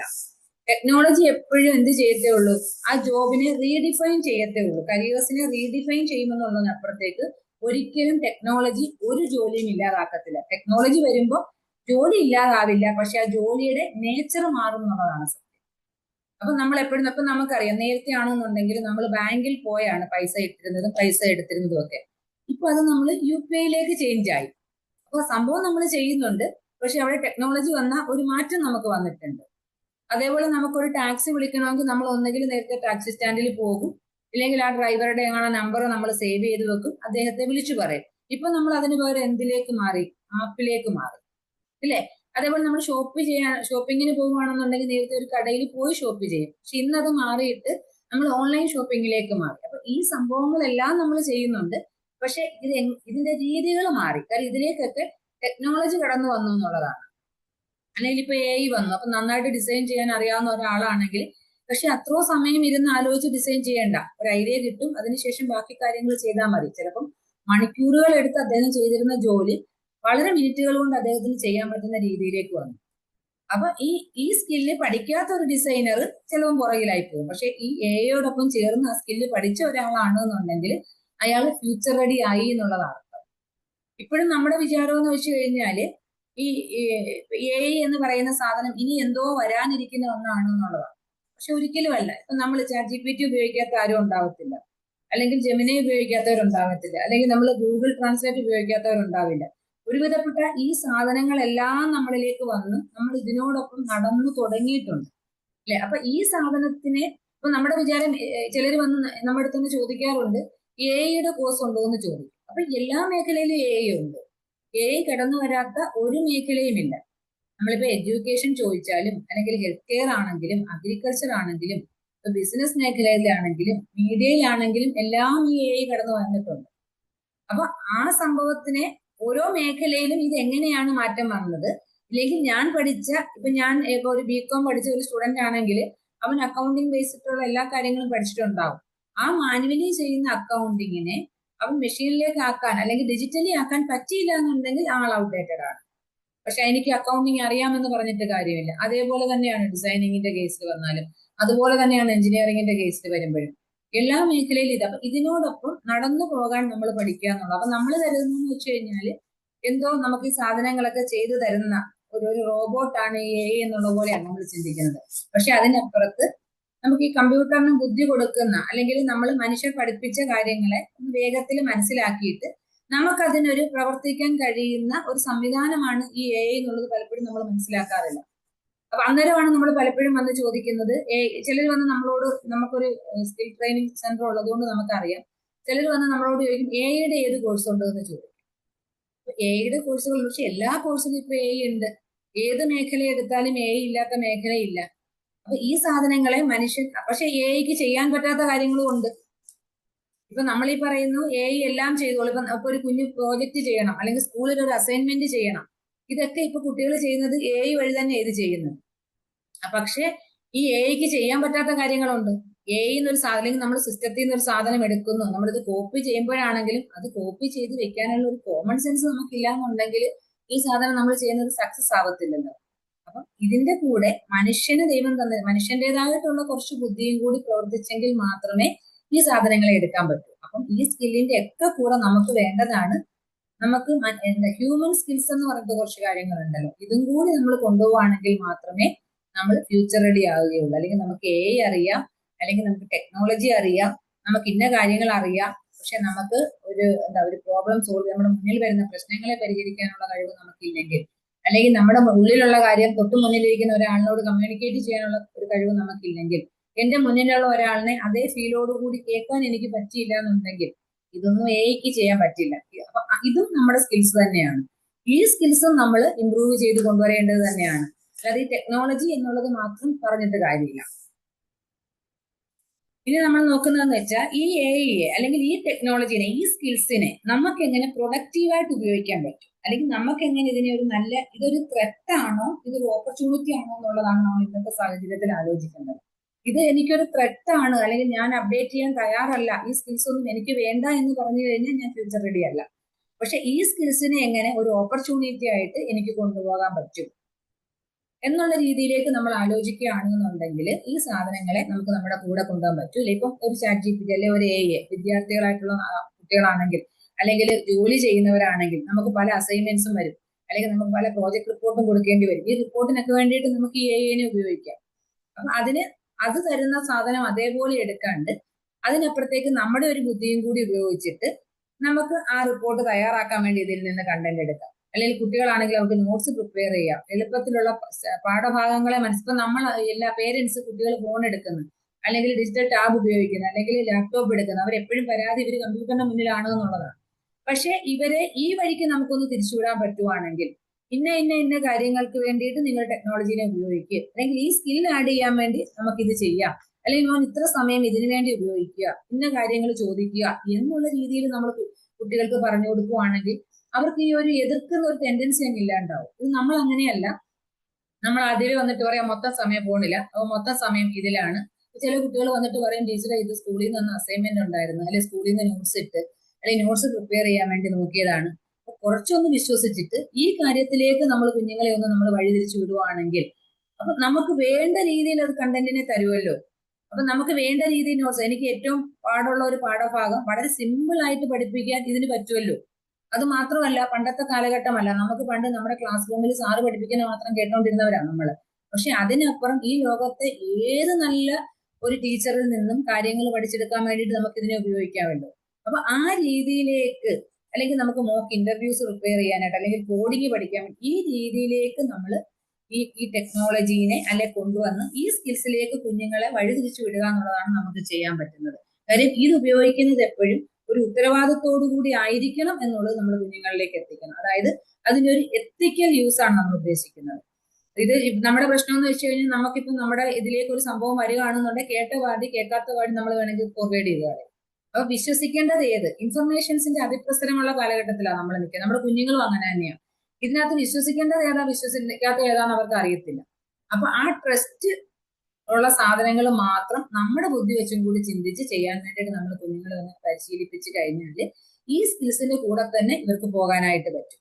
അപ്പൊ ഉത്തരവാദിത്വത്തോടു കൂടി എ ഉപയോഗിക്കുക എന്നുള്ളതിനപ്പുറം അത് ഉത്തരവാദിത്വത്തോടു കൂടി ഉപയോഗിക്കുക എന്നുള്ളതും കൂടി ഒരു കർത്തവ്യം തന്നെയാണ്. കാര്യം നമ്മൾ എപ്പോഴും പറയാറുണ്ട്, നമുക്ക് ഡിജിറ്റൽ ലിറ്ററസി ഉണ്ട്, ഇല്ലേ, AI ലിറ്ററസി ഉണ്ട്. ഈ ഡിജിറ്റൽ ലിറ്ററസി എന്നുള്ളത് കൊണ്ട് ഉദ്ദേശിക്കുന്നത് എന്താ? കാര്യം ഇതെല്ലാം ഫ്യൂച്ചർ സ്കിൽസ് ആണല്ലോ. ഡിജിറ്റൽ ലിറ്ററസി ഇല്ലാന്നുണ്ടെങ്കിൽ നമുക്കിപ്പോ ജീവിക്കാനായിട്ട് പറ്റത്തില്ല. ഈ ഡിജിറ്റൽ ലിറ്ററസി എന്നുള്ളത് കൊണ്ട് ഉദ്ദേശിക്കുന്നത് എന്താ? അതൊരു സ്കില്ല് തന്നെയല്ലേ നമുക്ക്. കാര്യം നമ്മുടെ ഡിജിറ്റൽ ആയിട്ടുള്ള ഉപകരണങ്ങൾ ഉണ്ടല്ലോ, ഇപ്പൊ ലാപ്ടോപ്പ് ആകട്ടെ, മൊബൈൽ ആവട്ടെ, ഇന്റർനെറ്റ് ആവട്ടെ, അല്ലെങ്കിൽ സോഫ്റ്റ്വെയർ ആകട്ടെ, ഇതിനെയൊക്കെ സുരക്ഷിതമായിട്ടും കാര്യക്ഷമമായിട്ടും നമുക്ക് ഉപയോഗിക്കാൻ പറ്റുക എന്നുള്ളതിനെയാണ് നമ്മൾ ഡിജിറ്റൽ ലിറ്ററസി എന്നുള്ളത് ഉദ്ദേശിക്കുന്നതെങ്കിൽ AI ലിറ്ററസി എന്ന് പറയുന്നത് ഇതിനെ ഉത്തരവാദിത്വത്തോടുകൂടി ഉപയോഗിക്കുക എന്നുള്ളതാണ്. എന്ത് എവിടെ ചെയ്യണം, അല്ലെങ്കിൽ എന്ത് ഫോർവേഡ് ചെയ്യണം, എന്തിനെ വിശ്വസിക്കണം, ഏത് ഇൻഫർമേഷൻ ആണ് കറക്റ്റ്, ഏതാണ് കറക്റ്റ് അല്ലാത്തത്, ഈ രീതിയിലേക്ക് നമ്മൾ കുറച്ച് കാര്യമായിട്ട് ആലോചിച്ച് നമ്മൾ ചെയ്യുക എന്നുള്ളതാണ്. അപ്പൊ ഇങ്ങനെ ചെയ്യുന്ന കുട്ടികളെ അല്ലെ ഇങ്ങനെയുള്ളവരെയാണ് എംപ്ലോയേഴ്സിനും വേണ്ടത്. അപ്പൊ എന്റെ കമ്പനിയിൽ ഒരാൾ ജോയിൻ ചെയ്ത് കഴിഞ്ഞാൽ കാര്യകാരണ സഹിതം ഇത് മനസ്സിലാക്കി ബുദ്ധിപൂർവ്വം ചിന്തിക്കുന്ന ഒരാളിനെയാണോ നമ്മൾ എടുക്കുക? ഇവന് ഇയാൾക്ക് 100 മാർക്കും ഉണ്ടായിരുന്നു, പക്ഷെ ഒരു ബോധമില്ലാത്തവരെ നമ്മൾ എടുക്കുക. നമ്മൾ എപ്പോഴും എടുക്കുക കുറച്ചും കൂടി ആലോചിച്ച് പ്രവർത്തിക്കുന്നവരെ ആയിരിക്കും. അവിടെയാണ് ഈ ഷെയർഡ് അതായത് സ്കിൽസ് ഫോർ ഷെയർഡ് ഫ്യൂച്ചർ എന്ന് പറയുന്നിടത്ത് നമ്മുടെ ഈ ഹ്യൂമൻ സ്കില്ലുകളെ കുറിച്ചിട്ട് പറയുന്നത്. ഈ ഹ്യൂമൻ സ്കില്ലുകളുടെ ഇമ്പോർട്ടൻസ് വരുന്ന കാര്യം വേൾഡ് എക്കണോമിക് ഫോറം 2025 ഫ്യൂച്ചർ സ്കിൽസിൽ അവർ മുൻഗണന നൽകുന്നത് ഹ്യൂമൻ സ്കിൽസിനാണ് ആദ്യം. പിന്നീടാണ് എനിക്ക് തോന്നുന്നു അതിനകത്ത് 6-മതോ 7-മതോ ആണ് നമ്മൾ ഈ ഒരു ടെക്നോളജീനെ കുറിച്ചിട്ട്, ടെക്നിക്കൽ സ്കില്ലിനെ കുറിച്ചിട്ടും AI കുറിച്ചും ഒക്കെ പറയുന്നത്. ആദ്യം അതിനകത്ത് വരുന്നത് analytical thinking, resilience and agility, ഇങ്ങനെയൊക്കെയുള്ള പ്രോബ്ലം സോൾവിങ്, ഇങ്ങനെയൊക്കെയുള്ള കുറച്ച് സ്കില്ലുകളെ കുറിച്ചിട്ടാണ് ആദ്യം വരുന്നത്. കാര്യം ഈ സ്കില്ലുകൾ ഇല്ലാന്നുണ്ടെങ്കിൽ നമ്മൾ ഒരിക്കലും ഫ്യൂച്ചർ റെഡി ആകത്തില്ല. നമ്മുടെ മുന്നിൽ വരുന്ന ഒരു പ്രശ്നത്തെ എങ്ങനെ സമീപിക്കണമെന്ന് നമുക്ക് മനുഷ്യസഹജമായ ഒരു ബുദ്ധിയിൽ നമുക്ക് ആലോചിക്കാൻ പറ്റിയില്ല എന്നുണ്ടെങ്കിൽ ഒരിക്കലും നമുക്ക് ഫ്യൂച്ചറിലെ ആ സ്കില്ലിലേക്ക് എത്താൻ നമുക്ക് പറ്റത്തില്ല. ഇതിനും കൂടി നമ്മൾ കുട്ടികളെ പ്രാപ്തരാക്കുക എന്നുള്ളതാണ്. അപ്പൊ നമ്മൾ പറയാറുണ്ട് AI എല്ലാം ചെയ്യും. AI ഇപ്പം പ്രോജക്റ്റ് കൊടുത്താൽ പ്രോജക്റ്റ് ചെയ്തു തരും, പടം വരയ്ക്കാൻ പറഞ്ഞാൽ പടം വരയ്ക്കും, പാട്ട് എഴുതാൻ പറഞ്ഞാൽ പാട്ട് എഴുതും. പക്ഷെ എന്നിട്ടും നമ്മളെ എന്തുകൊണ്ടാണ് എന്നിട്ടും ആവശ്യം വരുന്നത് എന്നുള്ളത് കൊണ്ടാണ്. ഈ AI ഇത്രയൊക്കെ ചെയ്യുമെങ്കിൽ പിന്നെ അവിടെ മനുഷ്യന്റെ ആവശ്യം എന്താണെന്ന് നമ്മൾ ചിന്തിക്കണം. കാര്യം AIക്ക് ചെയ്യാൻ പറ്റാത്ത പലതും മനുഷ്യന് ചെയ്യാനായിട്ട് പറ്റും, അല്ലേ? AIക്ക് ഒരു സാധനവും സ്വപ്നം കണ്ടിട്ട് അല്ലെങ്കിൽ ഞാൻ വിഷൻ ചെയ്തിട്ട് ആ രീതിയിലേക്ക് ചെയ്യാൻ AIക്ക് പറ്റത്തില്ല. അതേപോലെ തന്നെ പുതിയ ആശയങ്ങളെ സൃഷ്ടിക്കാനായിട്ട് പറ്റത്തില്ല. അല്ലെങ്കിൽ എന്റെ മുന്നിലിരിക്കുന്ന ഒരാളുടെ വികാരങ്ങളെ മനസ്സിലാക്കാനായിട്ട് പറ്റത്തില്ല. ഈ സ്കില്ലുകളും കൂടി നമ്മുടെ കുഞ്ഞുങ്ങളെ നമ്മൾ പഠിപ്പിച്ചെടുക്കണം. അല്ലെങ്കിൽ നമ്മളിൽ ഇത് കുറവുണ്ടെങ്കിൽ നമ്മൾ ഇത് ഡെവലപ്പ് ചെയ്തെടുക്കണം. എങ്കിൽ മാത്രമേ ഈ സ്കിൽസ് എന്ന് പറയുന്ന സംഭവം പൂർണ്ണമാകുകയുള്ളൂ. പലപ്പോഴും നമ്മൾ സ്കിൽസ് എന്ന് വിചാരിക്കുമ്പോൾ ഉദ്ദേശിക്കുന്നത് ഈ ഡിജിറ്റൽ ആയിട്ടുള്ള സ്കില്ല് അല്ലെ ടെക്നിക്കൽ സ്കില്ല്, AIയുടെ സ്കില്ല് എന്നൊക്കെയാണ്. അല്ല, ഇമ്പോർട്ടൻസ് വേൾഡ് എക്കണോമിക് ഫോറം 2025 പോലും അവർ ഏറ്റവും കൂടുതലായിട്ട് ഇമ്പോർട്ടന്റ് ആയിട്ട് പറയുന്ന സ്കിൽ എന്ന് പറയുന്നത് ഹ്യൂമൻ സ്കിൽസിനാണ്. അവിടെയാണ് ഈ അനലിറ്റിക്കൽ തിങ്കിങ് അങ്ങനെയുള്ള കാര്യങ്ങൾ, ആ സ്കില്ലുകളും കൂടി നമ്മുടെ കുഞ്ഞുങ്ങളിലേക്ക് കൊണ്ടുവരാൻ വേണ്ടിയിട്ട് അല്ലെങ്കിൽ നമ്മളിലേക്ക് വളർത്തിക്കൊണ്ട് വരാൻ വേണ്ടിയിട്ട് നമുക്ക് പറ്റണം. ഈ അനലിറ്റിക്കൽ തിങ്കിങ് എന്നുള്ളത് കൊണ്ട് ഉദ്ദേശിക്കുന്നത് ഇപ്പൊ നമ്മൾ അനലിറ്റിക്കൽ തിങ്കിങ് എന്നുള്ളത് കൊണ്ട് നമ്മൾ ഉദ്ദേശിക്കുന്നത് എന്താ? നമ്മുടെ മുന്നിൽ ഒരു പ്രശ്നം വരികയാണ് അല്ലെങ്കിൽ നമ്മുടെ മുന്നിൽ ഒരു സാഹചര്യം വരികയാണെങ്കിൽ ഏതാണ് ഒരു പ്രശ്നമോ അല്ലെങ്കിൽ ഒരു വിവരമോ നമ്മൾ കേൾക്കുവാണെന്നുണ്ടെങ്കിൽ അത് കണ്ണടച്ച് വിശ്വസിക്കാതെ ശരി ഏത് തെറ്റ് ഏത് എന്ന് കാരണം അന്വേഷിച്ച് പരിശോധിച്ച് ശരിയായ ഒരു ഡിസിഷനിൽ എത്താൻ നമുക്ക് പറ്റുവാണെങ്കിൽ മാത്രമേ നമ്മൾ അനലിറ്റിക്കൽ തിങ്കിങ് ഉള്ളവരാണെന്ന് പറയാൻ പറ്റുള്ളൂ, ഇല്ലേ? അപ്പൊ ആ ഒരു കഴിവ് മനുഷ്യന് മാത്രമല്ലേ ഉള്ളൂ. നമ്മൾ പ്രോഗ്രാം ചെയ്ത് വെച്ചേക്കുന്ന ഒരു സോഫ്റ്റ്വെയറിനോ ഏതെങ്കിലും ഉപകരണങ്ങൾക്കോ അങ്ങനെയുള്ള ഒരു കഴിവ് തരാനായിട്ട് പറ്റുമോ? അപ്പൊ ഈ അനലിറ്റിക്കൽ തിങ്കിങ് നമ്മുടെ കുഞ്ഞുങ്ങളിൽ വരണമെങ്കിൽ അല്ലെങ്കിൽ നമുക്ക് വരണമെങ്കിൽ നമ്മൾ ഇത് പ്രാക്ടീസ് ചെയ്ത് കൊണ്ടുവന്നേ പറ്റുള്ളൂ. ഏത് കാരണത്തെ കുറിച്ചിട്ടും ഇപ്പൊ നമ്മളൊരു ഡോക്ടറെ അടുത്ത് ചെല്ലുകയാണ്, ഡോക്ടറെ അടുത്ത് ചെന്നിട്ട് നമ്മൾ പനി വന്നു എന്ന് പറയുമ്പോൾ അദ്ദേഹം ഉടനെ മരുന്ന് തരികയല്ല ചെയ്യുന്നത്. ഇത് എപ്പോഴും തുടങ്ങി, അല്ലെങ്കിൽ എന്തൊക്കെ ലക്ഷണങ്ങളുണ്ട്, അല്ലെങ്കിൽ എന്തെങ്കിലും ഇപ്പം മഴയത്ത് പോയായിരുന്നോ അല്ലെങ്കിൽ നമ്മൾ തണുത്തത് എന്തെങ്കിലും കഴിച്ചായിരുന്നോ, അദ്ദേഹം കാരണത്തെ കുറിച്ചൊക്കെ അന്വേഷിക്കും. ഇതിന് ശേഷമാണ് അദ്ദേഹം ഒരു മരുന്ന് പ്രിസ്ക്രൈബ് ചെയ്യുക. അല്ലാതെ നമ്മൾ ഏതാ പനി വന്ന അപ്പളെ ഇങ്ങ് മരുന്ന് തരികയല്ല. അപ്പൊ അവിടെ ഒരു അനലിറ്റിക്കൽ തിങ്കിങ് ഉണ്ട്. എന്തുകൊണ്ട്, എങ്ങനെ ഉണ്ടായി, എന്തായിരിക്കും കാരണം, ഈ രീതിയിലേക്ക് അന്വേഷിക്കുന്ന ഒരു രീതി നമ്മുടെ എല്ലാ ഫീൽഡിലും എല്ലാവരിലേക്കും വരണം. എങ്കിൽ മാത്രമേ ആ സ്കില്ല് നമ്മളിലേക്ക് വരുള്ളൂ. അപ്പൊ അനലിറ്റിക്കൽ തിങ്കിങ് എന്നുള്ളത് ഇപ്പൊ ഞാൻ എന്താണ്, അല്ലെങ്കിൽ എനിക്ക് തെറ്റ് പറ്റിയോ, അല്ലെങ്കിൽ ഇതാണോ ശരി, ഏത് ചെയ്യുമ്പോഴാണ് നന്നാകുന്നത് എന്നുള്ള രീതിയിലേക്ക് എടുക്കുന്നതിനെയാണ് നമ്മൾ അനലിറ്റിക്കൽ തിങ്കിങ് എന്നുള്ളത് കൊണ്ട് ഉദ്ദേശിക്കുന്നത്. രണ്ടാമത് അവർ പറയുന്നത് റെസീലിയൻസ് ആൻഡ് എജിലിറ്റി എന്നുള്ളത്. നമുക്കറിയാം റെസീലിയൻസ് എന്ന് വെച്ചാൽ എന്താണെന്നുള്ളത് ഇല്ലേ. കാര്യം മാറ്റങ്ങളോട്, അതായത് നമുക്ക് തിരിച്ചു വരാനുള്ള ശക്തിയാണ് നമ്മൾ റെസീലിയൻസ് എന്നുള്ളത് ഉദ്ദേശിക്കുക. കാര്യം ചിലപ്പോൾ നമുക്ക് തിരിച്ചടികളൊക്കെ വരും നമ്മൾ സംഭവിക്കുമ്പോൾ. നമ്മൾ പോകെ അല്ലെങ്കിൽ നമ്മൾ ചെയ്ത എന്തെങ്കിലും കാര്യങ്ങളെല്ലാം ശരിയാകണം എന്നില്ല. അപ്പൊ ഇപ്പോഴത്തെ കുഞ്ഞുങ്ങൾക്ക് ഇല്ലാത്ത ഒരു പ്രശ്നം അത് തന്നെയാണ്. അവർക്ക് ഒരു തിരിച്ചടിയും നേരിടാനുള്ള ഒരു സാഹചര്യമില്ല. അപ്പൊ നമ്മൾ പറയും പണ്ടൊക്കെ ഞങ്ങൾ ഇങ്ങനെയായിരുന്നു, ഇപ്പോഴത്തെ കൊച്ചുങ്ങൾക്ക് ഇങ്ങനെയാണെന്ന് പറയും. അത് അവരുടെ കുഴപ്പം കൊണ്ടല്ല, അവരുടെ സാഹചര്യം കൊണ്ടാണ്. പണ്ട് കുറച്ചും കൂടി അവസരങ്ങളും, അല്ലെങ്കിൽ നമ്മുടെ പേരൻസ് ആണെങ്കിലും കുറച്ചും കൂടി ഇത്രയും അങ്ങ് കെയറിങ് അല്ല. ഇപ്പൊ നമ്മൾ അങ്ങനെയല്ല. നമ്മുടെ കുഞ്ഞുങ്ങളിലേക്ക് ഒരു വിഷമവും വരാൻ നമ്മൾ സമ്മതിക്കത്തില്ല. പക്ഷെ എന്തെങ്കിലും ഒരു പ്രശ്നങ്ങൾ വന്നാൽ ആ പ്രശ്നങ്ങളെ നേരിടാനും അതിൽ നിന്ന് തിരിച്ചു വരാനുള്ള ഒരു ശക്തിയും ഉണ്ടാകണം എന്നുള്ളതാണ്. എജിലിറ്റി എന്ന് ഉദ്ദേശിക്കുന്നത് നമ്മൾ മാറ്റങ്ങളോട് പൊരുത്തപ്പെടാൻ പറ്റണം എന്നാ. അപ്പൊ നമ്മൾ പറയത്തില്ലേ, ഇപ്പൊ ഒരു മുള, ഇപ്പൊ വലിയൊരു മരവും ഒരു മുളയും നിൽക്കുകയാണെങ്കിൽ വലിയ കാറ്റ് വരുമ്പോൾ ചിലപ്പം ഈ മരവും ഒടിഞ്ഞു വീഴും. പക്ഷെ ഈ മുള ഈ കാറ്റിനനുസരിച്ച് വളയുകയും തിരിയുകയും ചെയ്തിട്ട് പിന്നെ നിന്ന് വരുന്ന ഒരു സാഹചര്യമുണ്ട്. അപ്പൊ ഈ റെസീലിയൻസിനെ കുറിച്ചും എജിലിറ്റിയെ കുറിച്ച് പറയുമ്പോൾ എപ്പോഴും ഈ മുളയുടെ കഥ അല്ലെങ്കിൽ ഈ മുളയുടെ കാര്യം നമ്മൾ ഓർക്കാറുണ്ട്. അപ്പൊ എന്ത് പ്രശ്നങ്ങൾ ചെന്ന് വീണാലും തിരിച്ചു വരാനുള്ള ഒരു കപ്പാസിറ്റി നമുക്ക് ഉണ്ടാവണം. ഏത് സാഹചര്യത്തിൽ ചെന്ന് കഴിഞ്ഞാലും മാറ്റങ്ങളെ അക്സെപ്റ്റ് ചെയ്യാൻ. ഇപ്പൊ ഞാൻ പഠിച്ചത് ഇന്നതാണ്, അപ്പൊ ടെക്നോളജി ഒന്ന് മാറി, അവിടെ എനിക്ക് കുറച്ച് പുതിയ കാര്യങ്ങളും കൂടി പഠിക്കേണ്ടി വരുന്നു. അപ്പൊ തന്നെ നമ്മൾ ആ സ്കിൽസിനെ ഒന്നുകൂടെ അപ്പൊ തന്നെ നമ്മൾ അഡാപ്റ്റ് ചെയ്യുക എന്നുള്ളതാണ്. ഇല്ലാന്നുണ്ടെങ്കിൽ നമുക്ക് ഇന്നത്തെ തൊഴിൽ ലോകത്ത് പിടിച്ചു നിൽക്കാനായിട്ട് പറ്റില്ല. അപ്പൊ അതിനെയാണ് നമ്മൾ ഈ ഫ്യൂച്ചർ സ്കിൽസ് എന്നുള്ളത് കൊണ്ട് ഉദ്ദേശിക്കുന്നത്. പിന്നെ അതിനകത്ത് തന്നെ പറയുന്ന സ്കില്ലാണ് ലീഡർഷിപ്പ് എന്ന് പറയുന്നത്. ലീഡർഷിപ്പ് എന്ന് പറയുമ്പോഴും നമുക്കറിയാം, ലീഡർഷിപ്പ് എന്ന് വെച്ചാൽ ആരാണ് ഒരു നല്ല ലീഡർ എന്ന് ചോദിച്ചു കഴിഞ്ഞാൽ ഇപ്പം ഏറ്റവും കൂടുതൽ സംസാരിക്കുന്ന ആളോ, അല്ലെങ്കിൽ ഏറ്റവും മാർക്ക് വാങ്ങുന്ന ആളോ, അല്ലെ എല്ലാവരെയും നിയന്ത്രിക്കുന്ന ആളോ ഒന്നുമല്ല. ഒരു ടീമിന്റെ ഒപ്പം ചേർന്ന് നിന്നുകൊണ്ട് നമുക്കിത് ചെയ്യാം എന്നൊരു ആത്മവിശ്വാസം കൂടെയുള്ളവർക്ക് കൊടുക്കാൻ പറ്റുകയാണെങ്കിൽ അയാൾ നല്ലൊരു ലീഡറാണെന്ന് നമുക്ക് പറയാൻ പറ്റും. കാര്യം കൂടെ നിന്നുകൊണ്ട് അവരെ ചെയ്യിക്കാനായിട്ട് പറ്റണം. അയാളുടെ കമ്മ്യൂണിക്കേഷൻ ഒക്കെ ആയിരിക്കണം, അല്ലെങ്കിൽ അയാളുടെ ഒരു ആറ്റിറ്റ്യൂഡ് ഒക്കെ ആയിരിക്കണം, അയാളുടെ ഒരു എമ്പതി ഉണ്ടായിരിക്കണം, എന്റെ മുന്നിൽ നിന്ന് പറയുന്ന ഒരാളിനെ മനസ്സിലാക്കാനുള്ള കപ്പാസിറ്റി ഉണ്ടായിരിക്കണം. ഈ കപ്പാസിറ്റീസ് എല്ലാം ഉണ്ടെങ്കിൽ മാത്രമേ നമുക്കിനിയുള്ള ഫ്യൂച്ചർ വേൾഡിൽ അല്ലെങ്കിൽ തൊഴിൽ ലോകത്ത് നമുക്ക് പിടിച്ചു നിൽക്കാനായിട്ട് പറ്റുള്ളൂ. അപ്പൊ ഇപ്പം ടെക്നിക്കൽ സ്കില്ലിനെ കാട്ടി നമുക്ക് കുറഞ്ഞു വരുന്നത് ഈ ഹ്യൂമൻ സ്കിൽസ് ആണ്. ഈ കാര്യങ്ങളെ നോക്കിക്കണ്ട് അല്ലെങ്കിൽ വകതിരിവോടുകൂടി ചിന്തിക്കാനുള്ള ഒരു സംഭവം നമുക്കിപ്പോ കുറഞ്ഞു വരുന്നുണ്ട്. നമുക്ക് എന്ത് വന്നാലും അപ്പൊ തന്നെ നമ്മൾ റിയാക്ട് ചെയ്യുന്ന, അല്ലെങ്കിൽ മറ്റൊരാളിനെ കൺസിഡർ ചെയ്യാത്ത ഒരു രീതിയിലേക്ക് നമ്മൾ മാറുന്നുണ്ട്.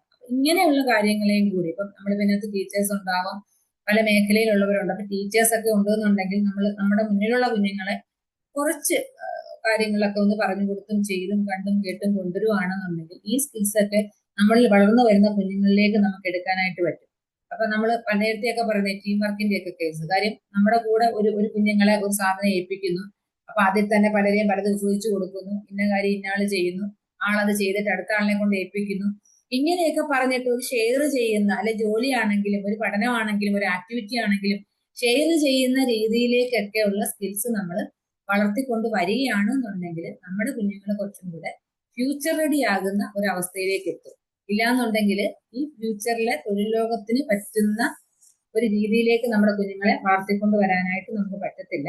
അപ്പൊ ഇതിനെയൊക്കെ ചേർത്തിട്ടാണ് നമ്മൾ ഈ skills four a shared future എന്നുള്ളത് കൊണ്ട് ഈ ഒരു യൂത്ത് സ്കിൽ ഡേയിൽ ഉദ്ദേശിക്കുന്നത് എന്നുള്ള കാര്യം. ഇങ്ങനെയുള്ള ഒരു സോഷ്യൽ റെസ്പോൺസിബിലിറ്റി ഉള്ള ഒരു സമൂഹത്തെ വാർത്തുകൊണ്ടുവരാൻ നമുക്ക് പറ്റിയില്ല എന്നുണ്ടെങ്കിൽ നമ്മൾ ഈ ചെയ്യുന്ന സാധനങ്ങൾക്കൊന്നും ഒരു അർത്ഥവും ഉണ്ടാകത്തില്ല. അതുകൊണ്ടാണ് സ്കിൽസിന് കുറച്ചും കൂടി ഇമ്പോർട്ടന്റ് കൊടുക്കുന്നത്. പിന്നത്തെ പ്രശ്നം എന്ന് വെച്ച് കഴിഞ്ഞാൽ നമ്മുടെ കുഞ്ഞുങ്ങള് അവർക്ക് സത്യം പറഞ്ഞാൽ പേഴ്സണൽ ബ്രാൻഡിങ്, ഒരു പ്രൊഫഷണൽ നെറ്റ്വർക്കിംഗ് നമ്മൾ പഠിപ്പിച്ചു കൊടുക്കണം എന്നാണ് പറയുന്നത്. പേഴ്സണൽ ബ്രാൻഡിങ് എന്നുള്ളതുകൊണ്ട് നമ്മൾ ഉദ്ദേശിക്കുന്നത് ഞാൻ എങ്ങനെയുള്ള ഒരാളാണ്. നമ്മൾ പറയത്തില്ല ചില കുട്ടികളെ അവൻ എന്നും താമസിച്ചേ വരത്തുള്ളൂ, അവൻ അത് ചെയ്യത്തില്ല. അപ്പൊ നമ്മൾ പറഞ്ഞു കൊടുക്കണം, മോൻ ഇങ്ങനെ സ്ഥിരം ചെയ്ത് കഴിയുമ്പോൾ മോൻ അങ്ങനെ ഒരു പേരാണ് വീഴുന്നത്. അതിന് പകരം മോൻ സമയത്ത് ക്ലാസ്സിൽ വരുന്ന കുട്ടിയാണ്, ചെയ്തുകൊണ്ട് വരുന്ന കൊച്ചാണ് എന്നൊക്കെയുള്ള രീതിയിലേക്ക് വേണം. അപ്പൊ എല്ലാവർക്കും ഉണ്ടല്ലോ പേഴ്സണൽ ബ്രാൻഡിങ് എന്ന് പറയുന്നത്. അത് വലിയ ആൾക്കാർ ചെറിയ ആൾക്കാർ എന്നൊന്നുമില്ലല്ലോ. അപ്പൊ കുഞ്ഞു കാലം തൊട്ടേ ഇങ്ങനെയുള്ള സാധനങ്ങൾ വളർത്തിയെടുക്കണം, ചെയ്യണം എന്നൊക്കെയുള്ള രീതിയിലേക്ക് നമ്മൾ കുഞ്ഞുങ്ങളോട് പറഞ്ഞു കൊടുക്കണം. അതേപോലെ ആ പഠിക്കുന്ന കാലഘട്ടത്തിൽ തന്നെ നമ്മുടെ അധ്യാപകരുമായിട്ടും നമ്മുടെ കൂടെയുള്ളവരുമായിട്ടും ഒക്കെ നല്ലൊരു ബന്ധം സ്ഥാപിക്കുന്നത് വഴി ആ ഒരു നെറ്റ്വർക്കിംഗ് നമുക്ക് കുറച്ചും കൂടി സ്ട്രോങ് ആക്കണമെന്ന് നമ്മൾ ആഗ്രഹിക്കണം. എനിക്ക് തോന്നുന്നു നമ്മൾ ഇവിടെയൊക്കെ ഉള്ള പലരും, നമ്മുടെ കൂട്ടത്തിലുള്ളവരൊക്കെ നമ്മൾ കുറച്ചും കൂടി ആ ഒരു രീതിയിൽ ഒന്ന് ബോണ്ട് ചെയ്ത് കിടക്കുന്നവർ. അപ്പൊ ഈ കാര്യങ്ങളൊക്കെ നമ്മൾ കുഞ്ഞുങ്ങൾക്ക് പറഞ്ഞു കൊടുത്താൽ മാത്രമേ ഇതിന്റെ ആവശ്യകതയെ കുറിച്ച് അവർക്ക് മനസ്സിലാവുകയുള്ളൂ. അപ്പം നമ്മൾ ഇനിയുള്ള ആൾക്കാർക്ക്, അല്ലെങ്കിൽ നമ്മളുടെ കുഞ്ഞുങ്ങൾക്ക്, അല്ലെങ്കിൽ നമുക്കറിയാവുന്നവരിലേക്കൊക്കെ ഈ ഒരു സ്കിൽസും കൂടെ വേണം എന്നുള്ളത് ഒന്ന് എത്തിച്ചു കൊടുക്കാനായിട്ട് നോക്കണം. കാര്യം ഞാൻ പലപ്പോഴും കണ്ടിട്ടുള്ളത് എല്ലാവരും എപ്പോഴും മാർക്കും അല്ലെങ്കിൽ പഠിക്കണം എന്നുള്ളത് മാത്രം പറയുന്ന ഒരു സമയത്തേക്ക് പോകുന്ന ഒരു കാലഘട്ടമാണ്. ഞാനത് കുറച്ച് കൂടുതലായിട്ട് അടുത്തിടയ്ക്ക് അത് ഫേസ് ചെയ്യാറുണ്ട്. അപ്പൊ നമ്മൾ പറയാറുണ്ട് അത് മാത്രം പോരാ, അവൻ അങ്ങനെ ഒരു ഗുണമുള്ളത് നല്ല ക്വാളിറ്റി അല്ലേ, അത് വേണ്ടേ എന്നൊക്കെ പറയുമ്പോൾ ചിലപ്പോൾ ചില പേരൻസ് ഒന്നും അതിനെ അതാണോ ഇപ്പൊ വലിയ കാര്യം, ഇപ്പൊ ചെയ്യേണ്ടത് പഠിക്കുക എന്നുള്ളതല്ലേ എന്ന് പറയുന്ന പേരൻസും ഉണ്ട്. അപ്പം ആ ഫ്യൂച്ചർ സ്കില്ലിലേക്ക് എത്തുന്ന രീതിയിൽ നമ്മൾ വർക്ക് ചെയ്യുന്നവരാണെങ്കിൽ നമ്മളിലേക്കും നമ്മുടെ അടുത്ത തലമുറയിലേക്കും എത്തിക്കാൻ വേണ്ടിയിട്ട് നമുക്ക് പറ്റണം. ഇത് പറഞ്ഞുകൊണ്ട് ഞാനിപ്പോ ഇന്നത്തെ ഈ ഒരു സെഷൻ എൻഡ് ചെയ്യുകയാണ്. ഇനി എല്ലാവരും കുറച്ച് കാര്യങ്ങൾ കൂട്ടിച്ചേർക്കുമെന്ന് വിചാരിക്കും. താങ്ക് യു സിന്ധു മാം. സിന്ധു മാം എപ്പോഴും കരിയർ ഓറിയന്റഡ് ഇങ്ങനത്തെ ക്ലാസ്സുകളൊക്കെ എടുക്കുമ്പോഴേ ശരിക്കും ടീനേജ് പ്രായത്തിലെ മക്കളുള്ള എന്നെ പോലുള്ള ആളുകൾക്ക് ഭയങ്കരമായിട്ട് അത് റിലേറ്റ് ചെയ്യാൻ സാധിക്കുന്നുള്ളതാണ്. ഒന്ന് എന്ത് ചൂസ് ചെയ്യും എന്നുള്ളത്, പിന്നെ രണ്ടാമത് അവരുടെ കരിയർ ചൂസ് ചെയ്യുന്നതിൽ എങ്ങനെയാണ് സപ്പോർട്ട് ചെയ്യാൻ പറ്റുക, ഏത് രീതിയിലാണ് അവരെ മനസ്സിലാക്കേണ്ടത്, എങ്ങനെയാണ് ഒരു ഗൈഡൻസ് കൊടുക്കേണ്ടത് എന്നുള്ളതിൻ്റെ ഒരു ഐഡിയ ആണ് ശരിക്കും പറഞ്ഞാൽ കിട്ടാറുള്ളത്. ഭയങ്കര ഒരു സപ്പോർട്ടീവായിട്ട് തോന്നാറുണ്ട്. കാരണം നമ്മൾ ഏറ്റവും കൂടുതൽ ഈ ഒരു സ്റ്റേജിൽ എത്തുമ്പോൾ സ്ട്രഗിൾ ചെയ്യണത് അതാണല്ലോ. ഈ ഒരു 15-16 ഒക്കെ ആയി കഴിയുമ്പോൾ 10th തൊട്ടേ തുടങ്ങും നമുക്ക്. നമ്മൾ ചിലപ്പോഴൊക്കെ നമ്മൾ പോലും കേൾക്കാത്ത പല കോഴ്സുകളെ കുറിച്ചും ജോബ് പ്രൊഫൈലിനെ കുറിച്ചൊക്കെ അവർ വന്ന് പറയുമ്പോൾ നമ്മൾ സാധാരണഗതിയിൽ നമുക്കറിയുന്ന കുറച്ചുണ്ടല്ലോ. അപ്പൊ നമ്മൾ പറയാം അതൊന്നും വേണ്ട, അതൊന്നും വേണ്ട. That is the usual thing most of the parents. ചില കുട്ടികളൊക്കെ ഇപ്പം മോന്റെ ഒക്കെ ഫ്രണ്ട്സ് വന്നിട്ട് പറയും, ആന്റി നല്ല സ്കോപ്പുള്ള കോഴ്സാണ്, പക്ഷെ വീട്ടിൽ പറയുമ്പോൾ അവർ പറയണത് കീം എഴുതിയാൽ മതി അല്ലെങ്കിൽ നീറ്റ് എഴുതിയാൽ മതി. ഇതിന്റെ അപ്പുറത്തേക്ക് ചിന്തിക്കാത്ത പാരന്റ്സ് ആണ്. ഇപ്പൊ ഒരുപാട് ജോബ് ഓപ്പർച്യൂണിറ്റീസ് ഉണ്ട്. ശരിക്കും പറഞ്ഞു കഴിഞ്ഞാൽ ഇത്തരത്തിലുള്ള ക്ലാസ്സുകൾ കൂടുതൽ കൂടുതൽ ഇനി വരണം. കാരണം എന്ന് വെച്ച് കഴിഞ്ഞാൽ എന്നാൽ മാത്രമാണ് ഈ ചില ജോബുകളിലുള്ള സാച്ചുറേഷൻ മാറിയിട്ട് പല ഏരിയാസിലും ആളുകൾക്ക് പോകാൻ പറ്റുള്ളൂ. നല്ല ഹൈ പെയ്ഡ് ആയിട്ടുള്ള ജോബുകളൊക്കെ ഉണ്ട്, ജോലി ചെയ്യാൻ ആളുകളില്ലാതെ ഉണ്ട്. എന്ന് വെച്ച് കഴിഞ്ഞാൽ റിക്വയർഡ് ആളുകളില്ല ആ ജോലികൾക്ക്. കാരണം എല്ലാവരും പ്രത്യേകിച്ച് ഒരേ ഒരു സാധനമല്ലേ പഠിച്ചു പോകുന്നത്. സോ അങ്ങനെയുള്ള സിറ്റുവേഷൻ നോക്കുമ്പോൾ ഇത്തരത്തിലുള്ള കാര്യങ്ങൾ, അറിവുകൾ എല്ലാവരിലേക്ക് എത്തണം എന്നുള്ളത് തന്നെയാണ്. ഈ ഒരു വിഷയത്തിലേക്ക് ആർക്കെങ്കിലും ചേർക്കാനുണ്ടെന്നുണ്ടെങ്കിൽ ഈ സമയം ഉപയോഗിക്കാവുന്നതാണ്. ഒരു സെക്കൻഡ്, ഞാൻ കഴിഞ്ഞ ക്ലാസ്സിൽ യെസ് പറയും. വേണു സാർ ഉണ്ടായിരുന്നല്ലോ ക്ലാസ്സിൽ. സാർ ഇങ്ങനെ പറഞ്ഞിട്ടുണ്ടായിരുന്നു എന്റെ കാര്യം, സിംബയോസിസിൽ പോയ കാര്യമൊക്കെ. ഞാൻ ഏതോ ഒരു സെഷനിൽ സാർ, ഞാൻ പേരന്റിനോട് തന്നെ പറഞ്ഞു സാറിന്റെ കേസ് സാർ മനസ്സിലാക്കി ഒരു സംഭവം സെലക്ട് ചെയ്ത് കൊടുത്തതിന്റെ കാര്യത്തെ. കാര്യം എല്ലാവരും എന്റെ മക്കളെ ഞാൻ ഇങ്ങനെ ചെയ്യണം അങ്ങനെ ചെയ്യണം എന്നാണല്ലോ ആഗ്രഹിക്കുന്നത്. അപ്പൊ സാർ അന്ന് പറഞ്ഞത് എനിക്ക് ഓർമ്മയുണ്ടായിരുന്നു. അപ്പൊ ഞാനൊരു പേരന്റിനോട് ഇങ്ങനെ പറയുക കൂടി ചെയ്തു സാറിന്റെ കേസ് തന്നെ. സാർ എന്തെങ്കിലും തോന്നുന്നു? ഓക്കെ, ഞാനേ ആസ് യു നോ, ഈ സമയം എന്നുള്ളത് എല്ലാവർക്കും ഫിക്സഡ് ആണ്. 24 മണിക്കൂറേ ഉള്ളൂ. ഒരാൾക്ക് ഒരു എക്സ്ട്രാ സെക്കൻഡ് കിട്ടത്തില്ല. പക്ഷെ ആ സമയം എങ്ങനെയാണ് നമ്മൾ യൂസ് ചെയ്യുന്നത്? ഞാൻ ഈ സമയം, how do you spend your time? No, that is a wrong തന്നെ. നിങ്ങൾ എങ്ങനെ സമയം ചെലവാക്കുന്നു? സമയം ചെലവാക്കാനായിട്ട് കയ്യിലില്ല. പൈസ ആണെന്നുണ്ടെങ്കിൽ സേവ് ചെയ്ത് വെക്കാം, യു ക്യാൻ സ്പെൻഡ്. പക്ഷേ time, either you use it or lose it. ഇപ്പോൾ ഇവിടെ ഇന്നത്തെ ടോക്കിൽ പറഞ്ഞ എൻ്റെ ഏറ്റവും ഒരു ഇമ്പോർട്ടൻ്റ് ആയിട്ടുള്ള, we are talking about AI, artificial ഇന്റലിജൻസിന്റെ. ഞാൻ ഇന്നലെ തന്നെ ഞാൻ വേറെ 2 ഫോറത്തിൽ കയറി സീനിയർ ഇതിന്റെ സീനിയർ പ്ലാനറ്റ് എന്ന് പറഞ്ഞ് അവർ ഓഫർ ചെയ്യുന്ന ചില വെബിനാറിൽ അബൌട്ട് ദി AI. ചില AI എന്ന് പറയുന്നതിനെ കുറിച്ച് ഇനി അറിഞ്ഞുകൂടാ, നേരെ അതിനുവേണ്ടി ഒരു താല്പര്യം കാണിക്കാതിരിക്കുന്ന ഈ people above the age of, especially people above the age of 40, അവർ ഒരുപാട് അതിൻ്റെ സഫർ ചെയ്യും.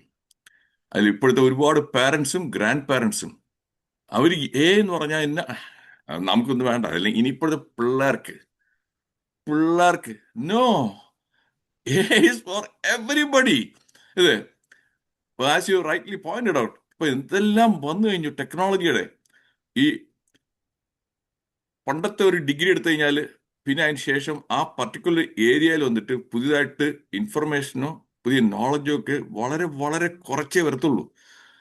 ഇന്ന് ഇൻഫർമേഷൻ നോളജ് എക്സ്പ്ലോഷനാണ്. അങ്ങനെ ഇരിക്കുമ്പോൾ നമ്മുടെ നാട്ടിൽ എനിക്ക് സത്യം പറഞ്ഞാൽ ഇത് ആവർത്തിച്ച് എൻ്റെ വെബിനാറിലും പറയുന്ന ഒരു കാര്യമാണ്. നല്ലൊരു ശതമാനം ആൾക്കാർക്ക് ഇന്റലക്ച്വൽ ആ ക്യൂരിയോസിറ്റി നശിച്ചു പോയി.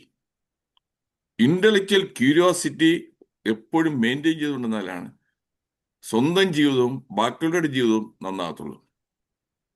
ഇനി സെൽഫ് എഡ്യൂക്കേഷൻ ആണ്. നമുക്ക് ഈ ഫോർമൽ എഡ്യൂക്കേഷൻ കൊണ്ട് കാര്യമായിട്ട് ഒന്നും കിട്ടത്തില്ല.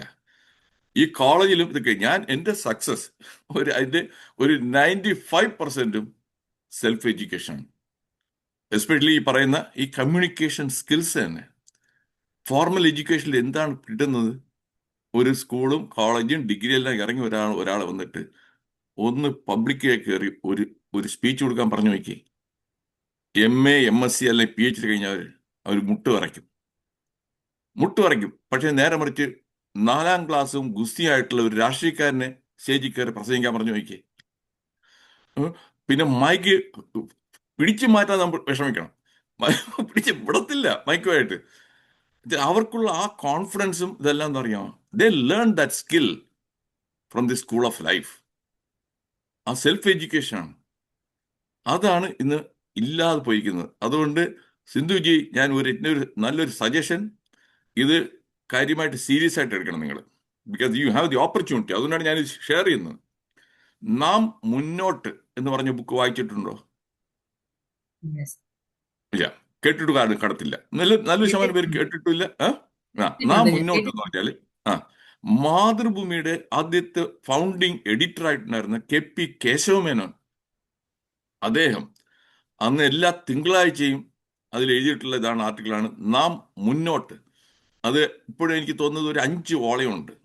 നാം മുന്നോട്ട് ഏത് മാതൃഭൂമി ബുക്ക് ഹൗസിൽ പോയി കഴിഞ്ഞാലും അത് കിട്ടും. അത് അത്യാവശ്യം വിചാരിക്കും ഇത് പഴഞ്ചനല്ല. അതിൽ വന്നിട്ട് AI കാര്യം ഒന്നും പറയണ്ട. ഈ what is required for every day, ആ ലൈഫിലെ കോൺഫിഡൻസും ലൈഫിൽ വരുന്ന ക്രൈസിസും ചലഞ്ചസും ഈ സ്ട്രെസ്സും എല്ലാം മാനേജ് ചെയ്യാനായിട്ട്, അത് എസ്പെഷ്യലി പിള്ളേർക്ക്. ഇന്ന് പിള്ളേർ എക്സ്പീരിയൻസ് ചെയ്യുന്ന ഇത്രയും സ്ട്രെസ് വേറെ ആരും എക്സ്പീരിയൻസ് ഇല്ല. ഞാനൊക്കെ വന്നിട്ട് അന്നത്തെ സ്കൂളിലൊക്കെ പഠിക്കുമ്പോൾ ഒരു സ്ട്രെസ്സും എനിക്കില്ലായിരുന്നു. ഇന്നിവിടെ LKG തുടങ്ങാണ് സ്ട്രെസ്. അന്ന് മുതൽ തുടങ്ങാണ് ടെസ്റ്റ്. പണ്ടൊക്കെ ആണെങ്കിൽ ഒരു ഓണപ്പരീക്ഷ, ക്രിസ്മസ് പരീക്ഷ, സമ്മർ തീർന്നു. ഇതിവിടെ ആഴ്ചതോറും പരീക്ഷകൾ, എന്നിട്ട് അതിനുള്ള മാർക്ക്, എന്നിട്ട് വീട്ടിൽ അച്ഛനും അമ്മയും നോക്കിയിട്ട് മാർക്ക് വെച്ച് കമ്പാരിസൺ എല്ലാം കൂടെ ആകുമ്പോൾ ഏറ്റവും കൂടുതൽ സ്ട്രെസ് ഫേസ് ചെയ്യുന്നത് പിള്ളേരാണ്.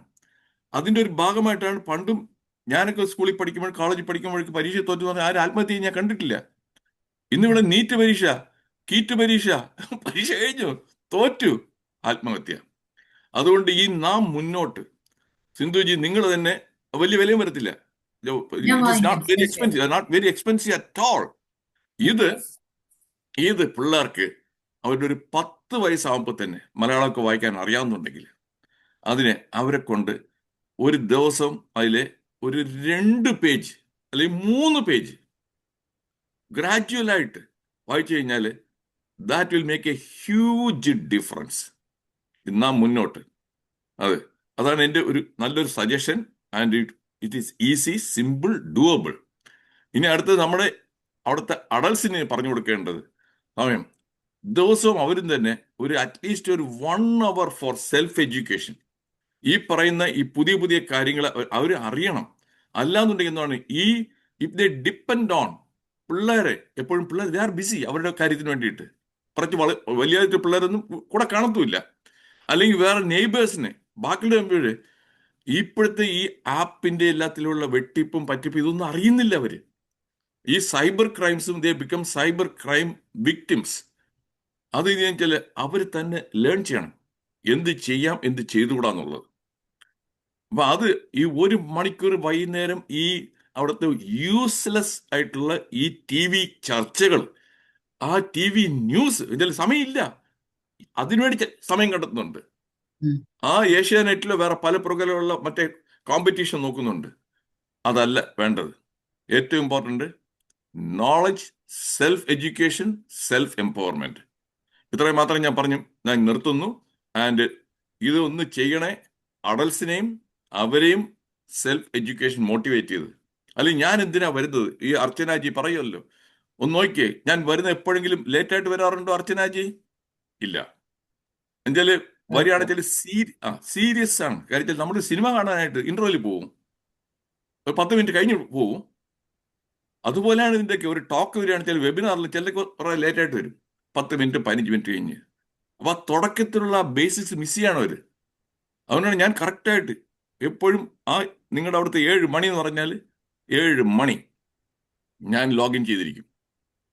അങ്ങനെ ഇരുന്ന് കേൾക്കുകയാണെന്നുണ്ടെങ്കിൽ, അൺലെസ് എനിക്ക് വേറെ ഏതെങ്കിലും ഒരു അൺഅവോയ്ഡബിൾ കമ്മിറ്റ്മെന്റ് അല്ലെങ്കിൽ ഞാൻ അത് തീരുന്നവരെ ഇരിക്കും. വേറെ മൾട്ടി ടാസ്കിങ് ചെയ്യാറില്ല.